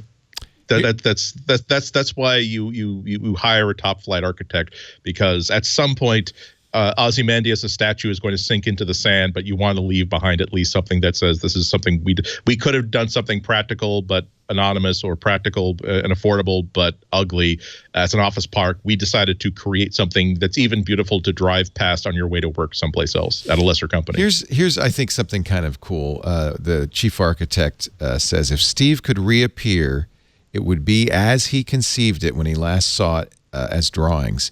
He'd find some details that weren't addressed in his lifetime, some new details, but I believe he'd approve them. They really wanted this to be what Steve dreamed of, and I'm very sorry he didn't get to see it, but we will get to see it. The good Lord willing, and the creeks don't rise. Really well worth reading. This Levy, as usual, gets the best access. But like I said, I had no doubt that at some point, well before the official opening, they would invite someone that they've had a lot of good experience with, and just open all the doors to because they know that everyone's going to want to see it anyway. And so why not make that a beautiful experience, and also make sure it's not some dingbat who's going to say, so how much does this light switch cost? Like, whoa, where'd you get the carpeting from? As just appreciating Apple's history and knowing what they're trying to achieve with this building. Yeah, campus rather. Yeah, it's really curious to see if they commissioned any sculpture or any art for it. Or if they decide that they don't want to have art or sculpture inside it because they feel as though the building itself makes its own statement. It would be really interesting to the idea of saying we're going to have a little sculpture garden with artists that we really, really like, and art that we intend to hold, not a rotating gallery or something, because I do consider Apple to be the sort of company that would do that. And of course, there's a long tradition of companies saying, well, guess what? We're going to commission we're going to commission Jackson Pollock to make a football field size painting for our lobby, because we want our entrance to be a very beautiful place for people to be. Here's the outside of the Fitness and Wellness Center. This is stone from a quarry in Kansas. That's then free climb. Well, I'm surprised Jay's not on there right now. They did actually rough it up. It was distressed so that it would look like the Wawona Hotel, which was Steve Jobs' favorite hotel in Yosemite. Does it look like the Wawona? I think it does. That's pretty. It doesn't look like a mountain in Yosemite, but it looks like the Wawona. You could probably free climb it. Anyway, really well done, Stephen. Congratulations. I'm actually really glad that they gave this to Stephen and not somebody like Charlie Rose on 60 Minutes. Although I suspect we'll see that. I'm sure it's right. Exactly, it's going to come. But yeah, Stephen is appropriately a legend. He's a very, very accomplished, but also very, very serious-minded person. He doesn't get caught up in garbage, and his work is of uniformly magnificent quality. Absolutely. And I think that it stops being PR when you get someone like Stephen Levy in. It starts being a gift to other people. It starts being, we want to collaborate on this part of our public history, and who better to write this piece of history? We're going to select the person who's going to write this part of our history, and you can't select better than Stephen Levy. Stephen also cites the criticism, and there has been a smattering of criticism, chiefly from experts in kind of corporate management, who say the trend with big companies these days, Twitter and Amazon, is to build corporate headquarters that incorporate the company and the employees into the city. This is more a fortress. Walled garden. Yeah, a walled garden. Literally. And boy, it's not surprising in a way that Apple should make something, and I totally fits Steve's vision, that isolates its employees so they can just concentrate on the work and not worry about the outside world. Yeah. And that's very much what I think that is an excellent point. That is an excellent point. That's exactly why you have someone like Steve talking about this. You imagine if obviously you have to have security on this campus, and you can't. There's a reason why if you go to Pixar, there is a gate there. You can't simply show up and want to walk around and see and get your picture taken with a giant Luxo statue. Yeah, they don't even allow the public in, do they? Right, it's a place of business. But wouldn't it have? I think Apple might have missed an opportunity to say, we've got all this land. We are going to build a public park that is right across the street, but looks like it's integrated with the campus, so that our employees can decide to spend their lunch break in this public park. And in doing, and A, it would be a gift to the community. B, it would make them, but B, it would say, oh, I just, I'm the head of the team that's making the new VR goggles. I thought that people were using this sort of technology this way. It turns out that I never see people using technology this way. Maybe I should go back in and bring this up at the next meeting. Yeah. So it's I don't think anything should be held against them for not building a public park, but I wonder if that would have been a really interesting opportunity. And wouldn't you have loved to have seen a public park that was not designed by a huge committee of people, and everyone has to have their own input on, well, if you're going to put a sculpture in, we get to vote on what's going to be represented there, and we get to have it yanked out of there if we don't like it. As say, no, we know what we're doing. We're a really good design firm. We're going to build this for you. If you don't want it, that's why we dug these posts at either end of it. We can actually replace those with gates that people cannot enter through, and we'll make it into a private park if you'd like, because we own the land. But hey, if that's what you want, because you thought that you didn't, there's no Canadian war heroes that have been represented in the sculpture park. We don't want to offend you. Guess what? You don't get to use this 40-acre beautiful park. Listen, bloggers, please put away your infrared cameras and your micro antennas and just enjoy the park, okay? Yeah. Stop pointing at Johnny. Stop pointing at Johnny. Yeah, really.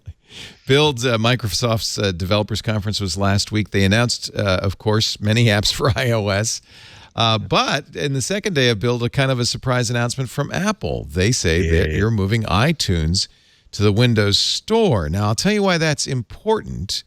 The new Microsoft version of Windows for Schools, and I suspect for a lot of people who don't want the complexity of a full Windows 10S, restricts you to buying apps, as we talked about last week, from the Windows Store only. Now, that's good for security, but it also means no Chrome browser, and until now, no iTunes. Very good news. Apple says the iTunes is coming to the Windows Store. Yeah, Boy, if it's better than the Mac version, is going to be trouble. Peace in our time. No. If it's better than the Mac version, there is going to be trouble, Leo. I suspect it'll be identical to the Mac version because there is a bridge called Centennial, not a physical bridge, a programming bridge that can wrap your existing Windows app in the special. That's what DJ used, right? DJ Pro when it went to Windows. Yeah, special kind of Well, no, this is for Centennial's for Windows standalone apps like iTunes. You wrap it in Centennial. It's kind of a little cocoon that makes it Windows Store compatible. I suspect that's the only way you could get it out quickly. You're right, though. Such a monolith. If they did a full rewrite, yes, that Can you would imagine? be. Well, I mean, to be fair, Microsoft best version of Microsoft Office is on iOS. Wouldn't it be funny? Yeah, that'd be ironic. Also, Rene was wondering when the news was still fresh whether or not companies would be allowed to create Windows Store apps that have their own web renderer.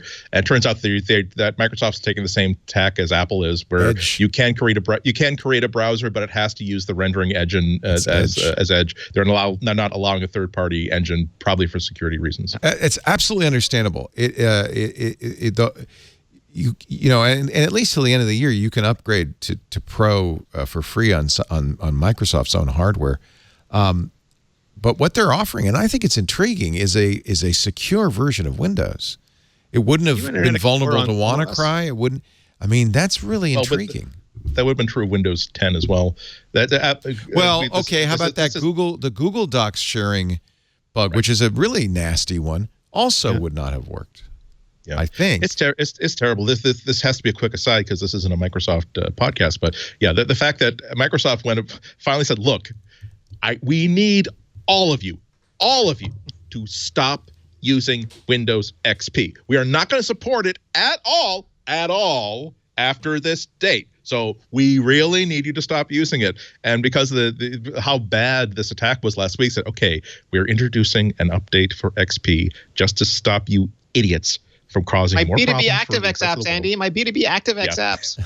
I'm sorry, but my point of sale display has been working just fine for me ever since 1989. I don't really see a reason to upgrade at this point. It's really Win32. Keeping your customer data from being stolen. Yeah. Oh no, that would be horrible. Win32 must die, and is. That would be a great movie. No, Mr. Tarantino's Win32, I expect you to die. Yeah. But yeah, that's another thing that Apple can. Boy, they already have. They're not invulnerable. They're not immune to attack as the fleet of updates that were suddenly posted yesterday, including what was like 24. I seem to reading through it. I think that a lot of it was directly to address some of these vulnerabilities that have been brought to light. But no one has a better reputation, at least, for being one of the lesser operating systems you need to worry about in terms of malware, in terms of malicious software. So again, another thing that, boy, if they really want to just remind people of what makes Apple awesome, privacy and security and design are the three things that no one can touch them on, and no one looks like they're in a position to lap them at any point. Well, the iPad Pro commercial was just on that topic. They say you don't have to worry about the security aspect. Right. They had the Twitter thing. I think that's a reasonable selling point. Finally, I'm not sure if this story belongs in rumors, the next segment of the show, or this segment, truth. So you tell me. I'm trying to find the story. It sounds like, could it be Amazon TV is going to show up on the Apple TV? Yeah. Is that Recode? Recode said it, but they said it wasn't confirmed. And then they were going to announce it at WWDC. Yeah, and I saw a newer story that said they would announce it at WWDC and it'd be available in June. That's called Peace in Our Times as well. And they're going to start selling Apple TVs again and perhaps other things. I suspect that would happen as a tit for tat, right? Yeah. And I would guess that Apple also negotiated a lower than 30% fee for sales in the Amazon TV store, right? Well, that's a big question. I mean, they've done that for a long time. I think like Netflix and a lot of other big digital vendors enjoy, I think it was 15% or even less if they're most favored nation status. But it was really like Apple kept saying, just make it. The SDK is there, just make it. And Amazon's like, we're not making it, and we're taking your damn Apple TV out of the store. Exactly. That it wasn't Apple's fault. It wasn't Apple trying to protect its market. It really was Amazon trying to decide what makes the best thing. And isn't that embarrassing that you're really not going to sell competing streaming boxes on Amazon? Really? Well, that's like who hurt you when you were in junior high school? I know. Who used to stack your locker and dump your books that made you feel me Mr. Glass? The way that you need to, childish is in these days. I should give credit to John Pachkowski, who was this makes it a little more than rumor when it comes from John. That's right, yeah. Apple will announce Amazon Prime Video coming to Apple TV at WWDC. Sources in a position to know tell BuzzFeed News Amazon Prime Video app, long absent, is indeed headed to Apple's diminutive, thank you, John, set-top box. a wee little set-top box. One more thing to watch the Worldwide Developers Conference for June 5th. I'll be on a plane to Lima, Peru at that time, so you'll just have to telegraph it to me. Send me a text, and I'll get it in the morning. The app is expected to go live this summer, but cautioned the hard launch date might change. Amazon had previously declined even to submit an app for inclusion in the App Store, just because they figured probably it would get turned down. If they haven't had that in their pocket for a year and a half, I'm just embarrassed. I mean, it's just such an easy app to make. Oh, yeah. No, they have. It's on every other platform. And I think that's, it's consumer friendly. We want it. Yep. It makes the Apple TV more desirable. It's the Netflix model. Just watch Netflix everywhere. Yeah. Why not? All right, let's take a break. And the fun part of the show, I think we now will have to designate a rumor section. Rumors, Rumors. Nothing but foolish. Sponsored by the poop emoji. The poop emoji. When you can smell it, but you can't talk about it. Our show today brought to you by Capterra. It is a solution I've been waiting for a long time because people always call the radio show and say, well, I am a doctor's office and I'm trying to find the best doctor software. What is it? And I don't know. And, of course, mostly what people do is they Google it, medical management software or, delivery management software or A/B testing software. And then you get a list of search results that are of dubious value and certainly don't cover the waterfront and are missing the thing you really want the most, which is real reviews from real people and using it in real situations. In comes Capterra. This is a free service, by the way, to you. This is free. It's a directory of thousands, more than 30,000 business software solutions in 400 categories. So I mentioned a couple, but I'm applicant tracking, church management, construction, CRM, e-commerce, field service, help desk. And the beauty part is, see, here I am on the construction management software products, and you can see all the products. You can see a tab that shows you the top 20 most popular products, but you can also filter it, not only by rating, but by how many seats it supports, features. So I could say, well, no, I have to have building management. I don't even know what I'm doing here. Commercial, incident reporting. I don't know. I shouldn't check too many of these. Selection sheet, subcontractor management. I don't know. Filter it, and then you get another list. And then the best part is you can check a box, say, oh, Sage 300, construction and real estate. eSub, that looks interesting. Viewpoint. You can then have it in a comparison grid, which gives you a feature-by-feature comparison where, look at this. And then the most important thing from my point of view is real reviews, real ratings from real users. And Capterra does a great job of working through these reviews to make sure that they are credible, that they are real, they are from people who are actually using it, so you can really trust them. This is brilliant. Capterra is Capterra. If you are charged at your business with figuring out what program to use to manage your membership or, the thing I hate at the end of the year, the performance appraisal. You want some performance appraisal software? This has the directory. It's completely free to use. There's no obligation. There's no registration. Notice, no login box. They just want you to visit 200,000 ratings and reviews from real users you can trust. Capterra.com/twit. Normally, I'd say you get it for free, for 30 days. No, I can't do that because it's already free. Join the millions who use Capterra every month. This is really, I never had heard of it. And I was so pleased to find it.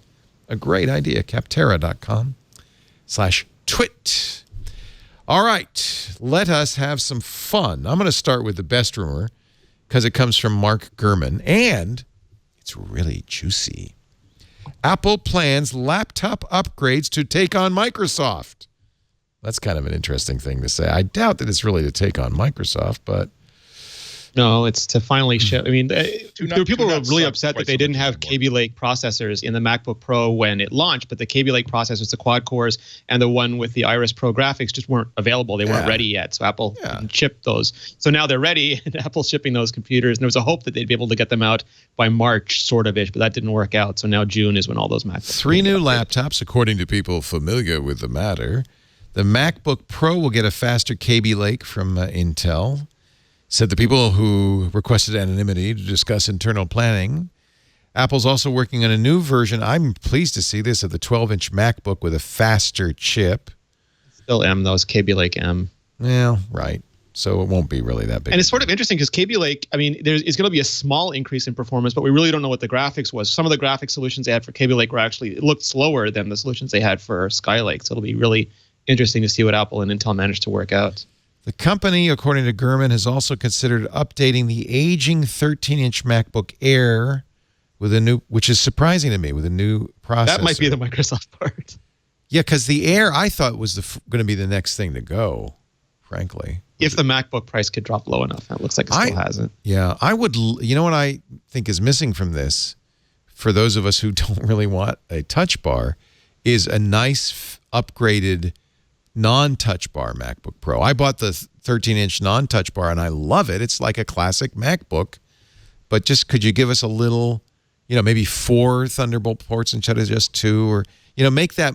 But do you think that's not going to happen because it confuses the I'd love a higher end one, too. Like, I mean, there is, like, if you can make a concession to people on the low end who want maximum portability or want that Retina Air, that's fine. But make a concession on the high end, too, for people who are willing to pay the battery life premium for having a more powerful processor, better graphics options, and sort of like that workstation quality laptop they've been aching for. Don't look for new designs. This is basically the typical slipstream upgrade where you take the existing design, you put a faster chip in it, right?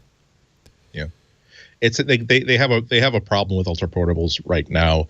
It's getting harder and harder for them to explain why the MacBook Air has the screen it has, for instance, when that's table stakes in the Windows world. That's table stakes in the not in the Chromebook world, but almost in the Chromebook world.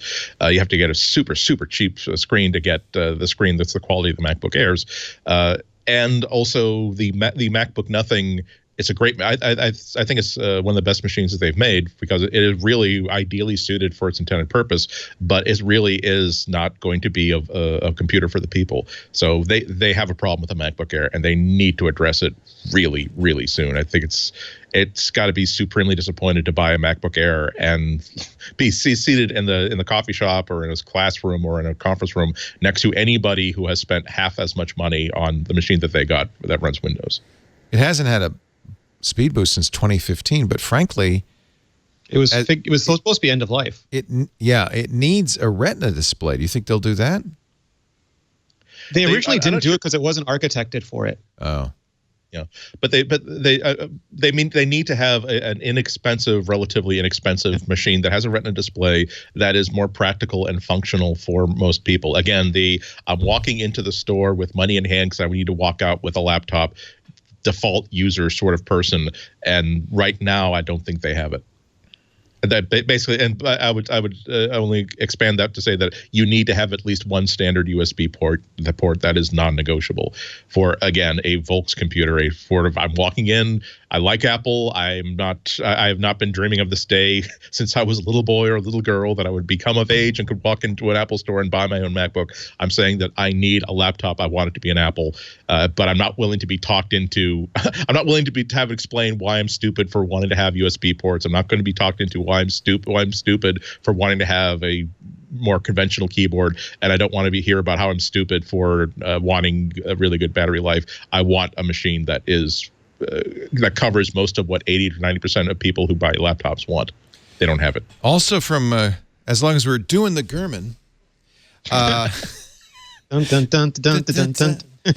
doing the Gurman. Google is going to push its assistant to the iPhone.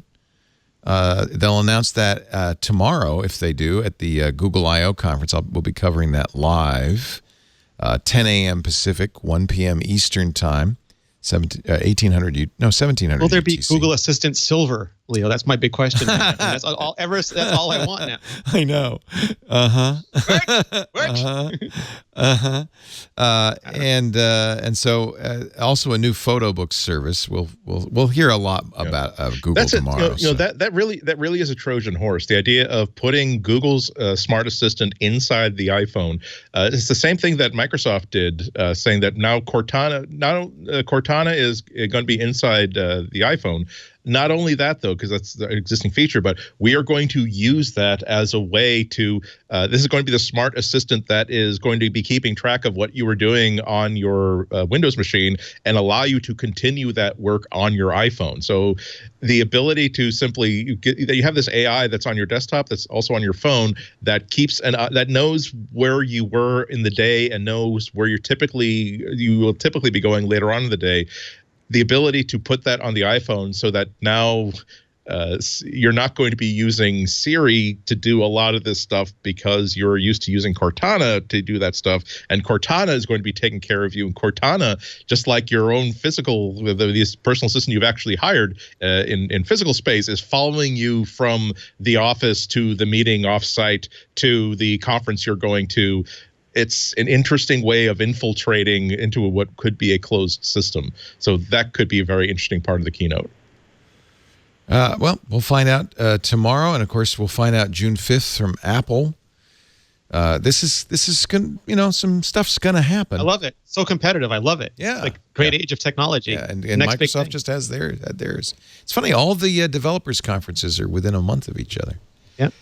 Apple Watch, Samsung and Viv and all that. According to heart rate monitoring program used with the Apple Watch, Cardiogram, and the University of California, San Francisco, they did a health e-heart study. 6,000 participants using Apple Watches, but engineers from Cardiogram trained a algorithm to predict AFib based on the heart rate that the Apple Watch was receiving. Now, we know the Apple Watch does a pretty good job of heart rate, but apparently, according to this study, it detects heart rate irregularity with 97% accuracy, which is not good enough for diagnosis, but certainly a good start towards a screening tool or a tool that might say, hey, you might want to go see the doctor. You're doing a little bit of stuff here. That's interesting. This is not something Apple ever pushed as a potential feature of it, partly because you need FDA approval for something like that. Better to have partners do that. Yeah, let them do that. But data. If you collect data, you can analyze data, and the better you can analyze it, the better services you can provide. Right. And not helping someone to have a outpatient procedure next month instead of a quintuple bypass in 6 years, or to be taken off a plane feet first, is a very positive feature. Yeah. A lot of people might be willing to pay a 20% premium for that feature. Well, our own Jeff Jarvis has suffered from AFib. He recommended, and I bought a little device which I'll carry around with me at all times, called the Kardia, Kardia, and it's an EEG EKG in a piece of hardware that you pair to your phone, and it actually does a whole EKG that you can then send to your doctor for reading, or their doctors. They have a service that you can pay for to read your EKG. So that's an even better solution. The problem is that people who have arrhythmia don't have it all the time necessarily. It hits them suddenly. They can't record it, but the watch can be continuously recording and kind of give them some information which they can pass on to their doctor. And then, of course, they would go on and get an EKG. Apple is apparently, this is a rumor, working on a diabetes treatment tech for the Apple Watch, but it would be via a smart band. This comes from the boy. Jonathan Geller rumor. Good or bad? Is that good? What does that mean? I mean, back in the day, he had tons of leaks about Blackberries and and Apple phones and things. He hasn't done. I don't think he's done leaking in quite a while. But he's a boy genius. Yeah, he's the boy genius. He's the boy genius. Yeah, the titular boy genius. Yes, the titular boy genius. Is that why he's hiding his face? Okay. Yeah, no, I mean, we've heard about this several times. I mean, every time this rumor comes out, it's breaking exclusive, and we've heard it 3-4 years going on now. And it's super interesting because that's one of the silver bullets in wearables. Sure. And the smart bands is interesting because there is a mini lightning port in every Apple Watch, but it's sealed up for diagnostic use only. And it's interesting to me, like, how would Apple do it? Would they unseal that port? Would they have some sort of mechanism to connect the smart band? How would they handle, I have so many legacy bands. How would that all factor into it? But I'm glad they're pushing this sort of technology forward. Yeah. That's a good question, particularly because a device like that would probably require a prescription, so it would not be out of line for, say, well, actually, you're going to have to take your watch to your doctor, and they will ship it out, and then 5 days later they'll ship it back with this actual intelligent glucose reading band on it. Yeah.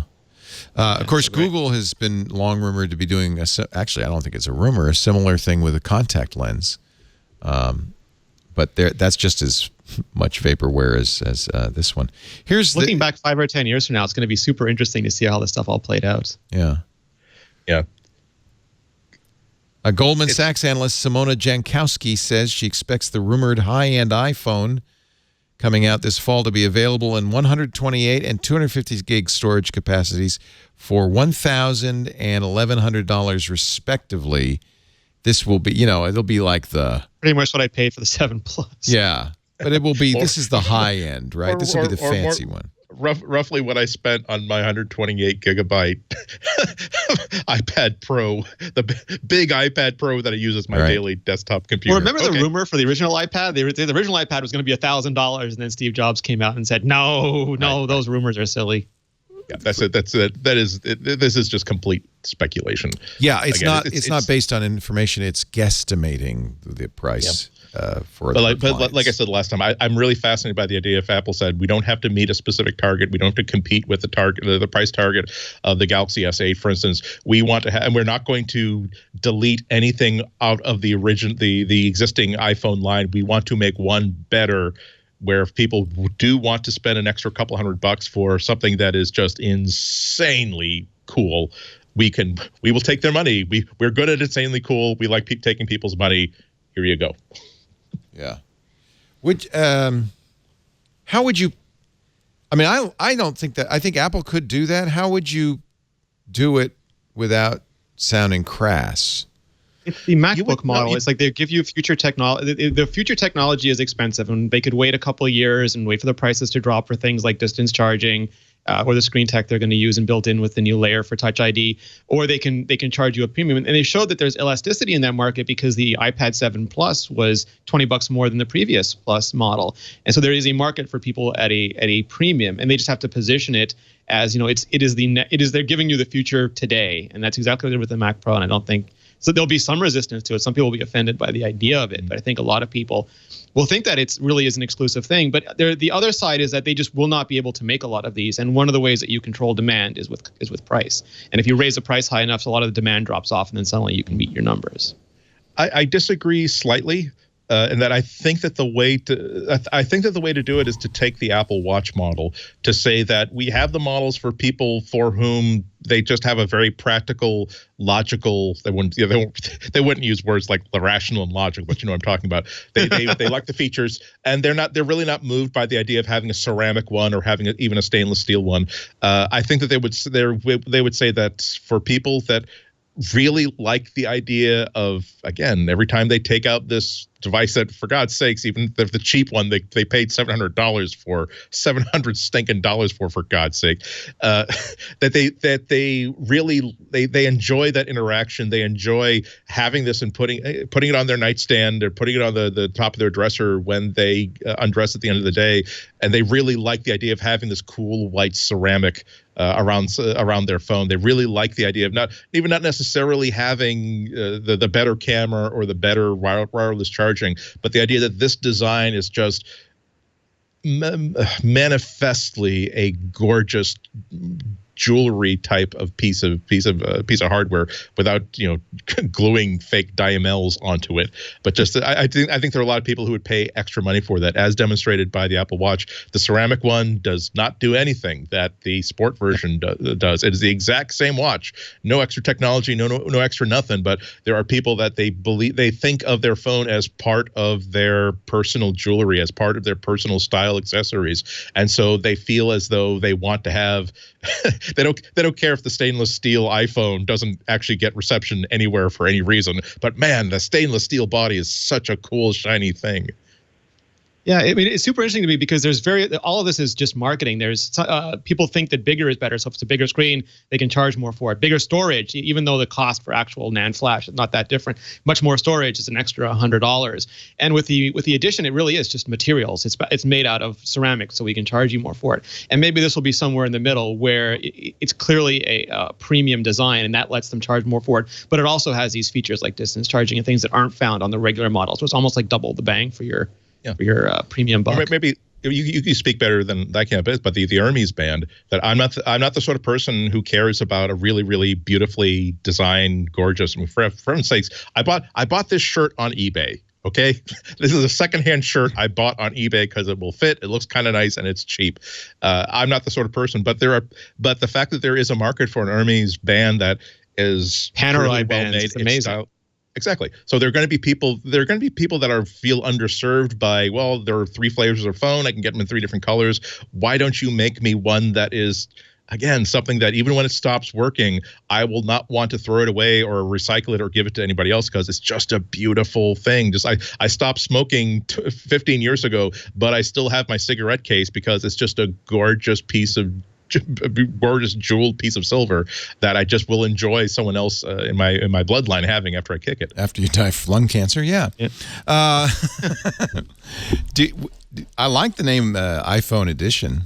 Yeah, and that would be another way of tamping down. Cool. That would be another way of tamping down expectations. Where if they're saying explicitly that we're not constraining supply so much as we can't make this in regular iPhone quantities. So if you want one, you're gonna have to sort of trust to luck that you've been at an Apple store that happened to have a few that got an allotment. We will try to make it as easy as possible, but realize that it's not a limited edition. But we're not going to be making tens of millions of these. We're going to be making, say, hundreds of thousands of these instead. If they set those expectations early on, if anything, it will make it even more attractive. Saying, well, this is absolutely not the one.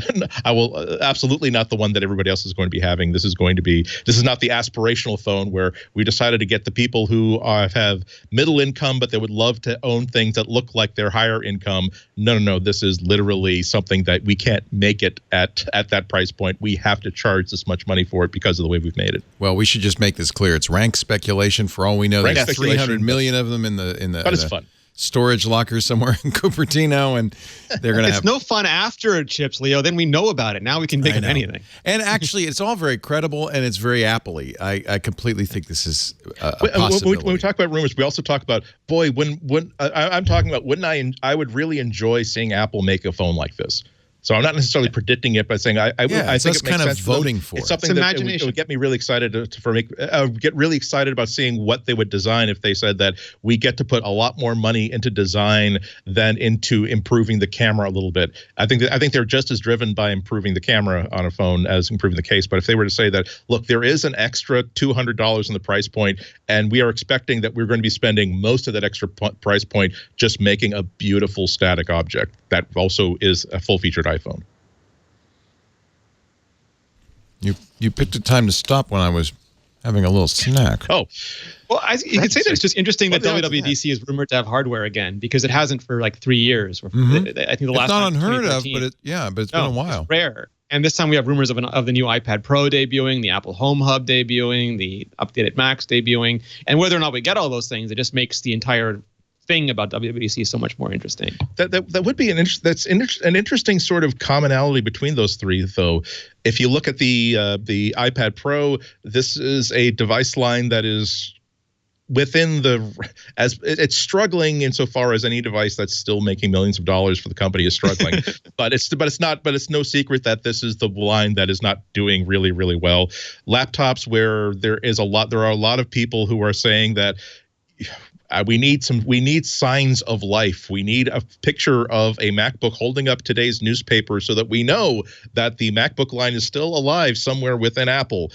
We have rumors of a smart speaker, which is a device that is going so gangbusters that now after Amazon pretty much created this category, Google has gotten into it. Now Microsoft is licensing Cortana devices to Harman Kardon and other makers. And so this also seems less like Apple saving and reinventing this format as much as we're getting into this 3 years late, as soon as everybody has demonstrated to us that maybe we can make some money with this. It's not the position of strength that we kind of love to see Apple in, where we made the iPhone that's kicked everybody's butt last year. Now we're going to have all of our competitors are going to need to have a third butt cheek installed because it kicks 3 butt cheeks at a time. That's how much we've improved. 3 butt cheeks worth of ass. Yes. All right. This concludes. We need a way to conclude the rumor section. I want to say butts more times. Butts. Bottoms behinds. Picks of the week coming up right after this word from Tracker. There's a new Tracker in town. Oh, this is a good idea. I'm glad they did this. The Tracker, as you probably know, I hope you know if you've been listening to our shows, is a coin-sized Bluetooth tracking device that helps you find things that you know you own, but you just can't seem to locate. Apparently, Americans spend as much as 50 minutes a day searching for that kind of thing. Your keys, your remote control, your bike, your dog, your wallet, your luggage. Well, the Tracker's got a solution. I love our little Tracker. I attach it to my keys, and that gives me a way to know where my keys are just by checking in on the phone. I can see a map with it pinpointed. But the new Tracker is so awesome because it has a LED light built into it, so you can find your items in a flash, literally. It's available in seasonal colors too, which is nice. You could track up to 10 devices on your phone. You could track and ring the same device from multiple phones, so you can share it with your family, and multiple Tracker accounts. And you can customize two-way separation alerts. So I love this. If you leave your keys behind, your phone yells at you. If you leave your phone behind, your Tracker yells at you. And all the Trackers have a little button you can press that'll make your phone ring even if it's silenced. So that makes it fun to find, even in the cushions and things like that. But I love the LED, too. That'll flash as well. And now, if it's under the couch, easy to find, that kind of thing. The Tracker. I want you to go to thetracker.com today and figure out, load up on the Tracker you need, the accessories you need, the engraving, the beautiful UV LED printing, and you can check out and add the promo code MacBreak, and you'll get a free Tracker Bravo with your order. Here's one of the reasons the Tracker is unique. With 4.5 million trackers out there, they have the largest crowdsourced GPS network in the world. These are all trackers all over the world, and that means that if you lose a device and somebody takes it and moves it somewhere, maybe with the best of intentions, maybe with the worst, if somebody else running the Tracker app walks by your device, the device will say, "Hey, tell Leo you saw me," and I'll get a ping on my map. Isn't that great? We're headed to South America for a vacation next month. You better believe our backpacks, my camera, the keys, everything I've got will have a Tracker attached. Fortunately, with that extra Tracker for free, it makes it easy. Thetracker.com, TheTracker.com, and the promo code is MacBreak. Somebody said, don't lose anything in Siberia. You're right. There's not a lot of Tracker users in Russia. There's like 2 or 3. Is that right? No, that can't be right. Let's go to the end. Yeah. All right. So if they take your stuff to Siberia, you might be out of luck. But nobody's going to do any better than that. And the places I'm going in South America are very nicely covered in Peru and Ecuador. See all those trackers in the Galapagos right there? Look at that. That's pretty cool. Thetracker.com, promo code MacBreak. Time for the picks of the week. Mr. Andy Anaka, why don't you kick things off for us? We were talking earlier on about how cool it is to have a NAS and how it can take some of your personal privacy and security into your own hands. As it happens, I just upgraded my my Synology NAS with a brand new model. It just arrived yesterday, but I don't have enough time yet to do the big the big upgrade thing. But yes, it is the Synology DS216 plus 2.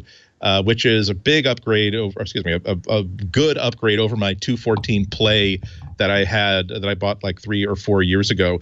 It has a number of improvements in addition to being a really good NAS with really great software that has built-in features for pretty much everything you would want to do, including iOS software for music, for file storage, for file sync, for photo sync, for creating your own VPN.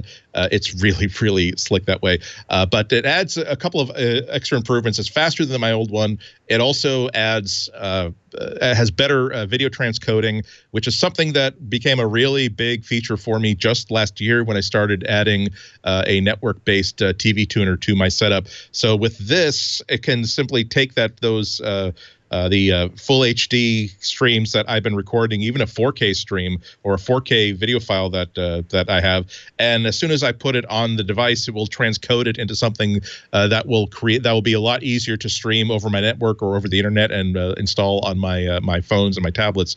So that the idea is being that instead of having to copy these files back onto my Mac, transcode them, and then put them back onto the server, I can just simply designate a folder and say, please keep these high definition files, but when you see them, please also transcode copies of them that are lower resolution. So without just like one of the biggest advantages of having a NAS is that you have a computer on the network that is always on, always standing by, always ready to do things, and can be doing things consuming much less power even when your Mac is asleep or your other computers on the machine are asleep. And also the other thing it has that you get pretty much for free because you have files on this is that it has onboard encryption.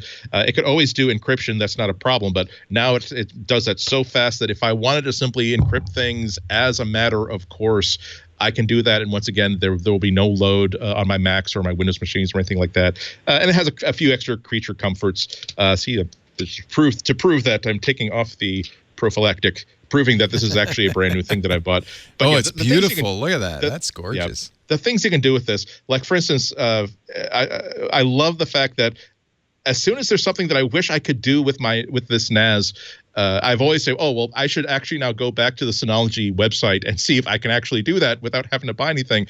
And so I discovered that the SD card slot that's built into this, and also the USB 3 port that's on the front has ports in the back, but also in the front. If all I do is take a card out of my camera when I get home from shooting 800 pictures at roller derby, and just simply stick it in there, I can.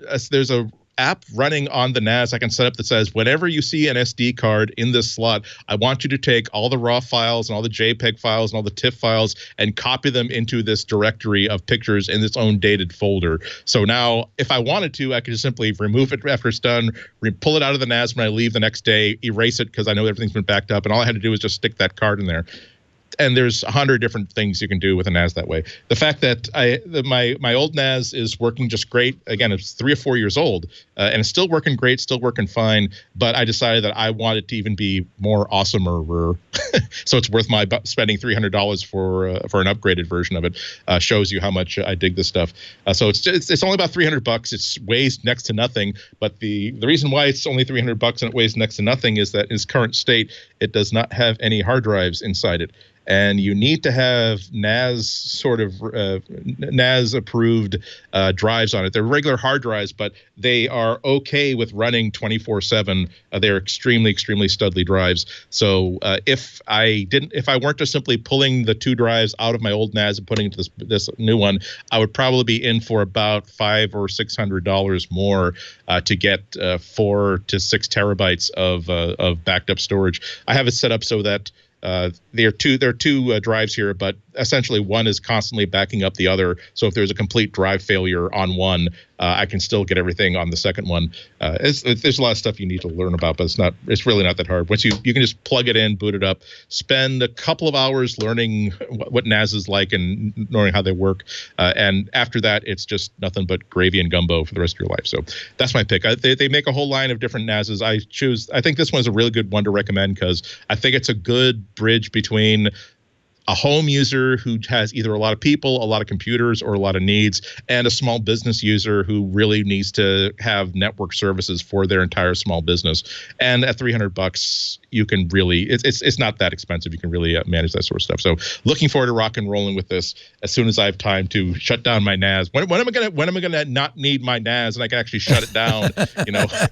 I'm using it to record every piece of. I've got every single Colbert show ever since I got that network TV tuner. Every single show is there on my NAS. So if you want to ask me what happened on October 13th, 2016, I could pull up the entire show in HD. You might want to save this particular 3 or 4 months. That's going to be a historic record, I think. There was a lot of activity there. There was a lot of material to work with. Yeah. A lot of stuff there. Good stuff. I have to say I think we all three agree that it's a really good choice for your backup. There are other choices. Of course, our partner Drobo, a sponsor, also offers a Drobo NAS, and we got a $100 off deal there. But it's hard not to recommend the Synology. Is it the Photos app that does? Because you gave me an idea. I might do that when I get back from the Galapagos. Just because if you install the free Photos app, it will be just like Dropbox or Google Photos automatic sync to it. And let me. I was talking about a lot of really complicated things. I should say that when I first got the 214 Play, I plugged really all I was using it for, and the only reason why I really had it was I want a central file server. Right. And so you plug it in, you start it up, and hey, well, what do you know? Now there's a file server that appears everywhere without my having to know anything about how the NAS works. And then later on I said, gee, wouldn't it be nice to have all of my iTunes library somewhere where everyone can get it? And so after about 10 minutes or 5 minutes of setting things up, now it's being set as now this is a source of music files. And that's how your relationship with the NAS goes. It's absolutely dead simple to get the basic feature working. And then every time you think, gee, wouldn't it be nice if I could do this? It wouldn't be nice if I could do backups here. Wouldn't it be nice if I could back up stuff to a higher cloud service without it tying up my Mac? There's always a feature so that you can do that for free. You just have to spend 15 minutes on the Synology website to read about the feature, and then maybe 10 to 15 to half an hour setting up, and then it just works automatically. Yeah. So in fact, I'll shut up now. I think it's great. This is the interface to mine. This is at home. I'm logged onto it via HTTPS. Through any web page. So it's really, you have a desktop interface. It even has a text editor. It has a notes app. So if you really want to trust nobody but still have access to an Evernote type of service, well, they can give you an Evernote type of service. If you want to experiment with creating your own WordPress site before publishing anything, you can create a WordPress site that's only available to your home network. Anyway, I can't. And these are all the apps you can install. I mean, it really is. It's an amazingly complete solution, including Drupal. Yeah, you could run your own little Drupal. I could put the old MacBreak site back up. That's one thing I'm grateful to it for. Nobody has ever seen my extremely extended failures and trying to learn how to write a Drupal site because it's all being done on this private server that nobody sees. Brilliant. Yeah, it also supports WordPress. And generic stuff via Docker. There's really nothing you can't do. All right, Rene Ritchie, your pick of the week. So my pick, I haven't had a chance to try it yet. I actually can't use these because I have baseboard heating in my place, but Georgia's been using the Ecobee 3 at her place for quite a while. She really likes it. I've had a chance to try it out there. It's really great. This is the Ecobee 4, so the next generation of smart thermostat. And pursuant to our previous conversation, it's got Amazon Alexa built right in. Unlike Apple, who keeps Siri just on Apple devices, Amazon has started licensing out Alexa, so it's appearing on more and more devices. It's almost like Netflix. It's going to be on everything eventually soon, and you can just use it anywhere you want. But this has it built in. It also supports HomeKit if you want to use it with your iPhone, your Apple Watch, your iPad, all your Apple devices, and it's just a really good way to control the environment in your house using home automation. And what I like about this so much more than things like Google Nest is, first, if you are at all, whether it's legitimate or illegitimately creeped out by Google, you don't have to have any involvement with them. But also they have these little sensors, and you could put them throughout your house, which means that if you have strange zones that are colder or warmer, or you're just moving through the house, you can sort of model not just a central place, but a whole different set of points around there. I had the good fortune to talk to Ecobee about not this version, but the Ecobee 3 when it came out. And my favorite story, and I might have said this before, so forgive me, is when the head of Ecobee was in Europe and he started noticing all these heat signatures appearing in his house. And he called home and he said, "Honey, are you having a party?" "No, Dad, but it looks like there's 25 people in the house now." "Oh, yeah, busted." So there's all sorts of features and things you get out of having that sort of, granular level understanding of your home environment. Why are you laughing? No, see, I've said before that in the modern age, the optimum level of technology, you haven't reached it yet unless it is maximizing the variable of incredibly cool and incredibly creepy at the same time. Well, I think parents have a bit of a creepiness buy. Like they get like a 50% off coupon on. Actually, until the kid reaches 18, I think you're legally obligated to be creepily involved in their lives. This is part of the job. I mentioned earlier a device called the Kardia that will take your heart rate, palpitations or whatever. What do they call that? Your heart monitor. EKG. Yeah, it's an EKG. Rampart, we're sending you a strip. Set up an D5W lactate ringer. Yeah, and this exactly. This is from a company called AliveCore, and it's ALIVECOR. It is FDA approved, and it's less than $100. I think it was $79. It's really affordable. AliveCore.com, and I wanted to mention that because no prescription. You can just order it and buy it. No prescription. Yeah, I just bought it. Once you get one, you might want to get your doctor involved, but they have doctors on site that you can get readings from. They have the quick reading that just does on the machine, and then if you're a little worried, you can then get a more significant reading, or you can email it. You can share it with your doctor, which is pretty cool. Ladies and gentlemen, we have concluded this edition of MacBreak Weekly. Thank you so much, Rene Ritchie. Glad you didn't float away in the floods of 017. Great floods of 17. 17. You can find Rene at imore.com. That's his home. I'm not even away from home. Where he lives is his home away from home. Yes, his home is imore. And he does some great podcasts there as well. It's really great to see you. Thank you, Rene. Appreciate it. Thank you, Leo. Andy Anako, Chicago Sun-Times, CWOB.com, Anaka's Almanac on Relay.fm. Anything else you want to plug? Nope, I'm just getting the between Google I/O and WWDC, I'm getting like the 5-screen live keynote and then developer conference observation post set up. So lots of stuff of me being tired. Oh, also I'm doing a lot of stuff on Boston National Public Radio about tech. Nice. It's not like a regular like Thursday afternoon spot, but they seem to be calling me back from time to time. Good, as they should. Check out my Twitter, and you'll see me saying that, I'll be talking about Tony Awards picks and maybe this thing that's sweeping Europe and installing ransomware. I grew up listening to WGBH. In fact, that's, I think, where I first heard The Hitchhiker's Guide to the Galaxy was on WGBH. Yep.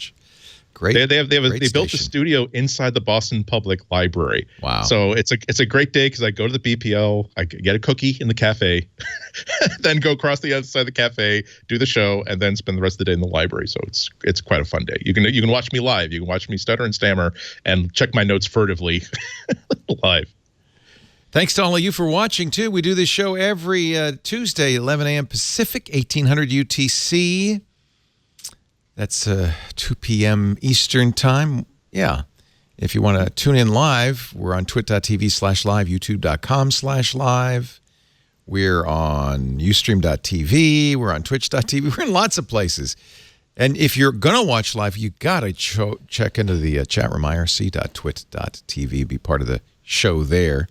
If you're not watching live, then you certainly can watch on demand. Audio and video are available at our website, twit.tv/mbw. And while you're there, find a way to subscribe because you don't want to miss an episode. And subscription means you get every one of our shows delivered directly to your phone for listening at any time.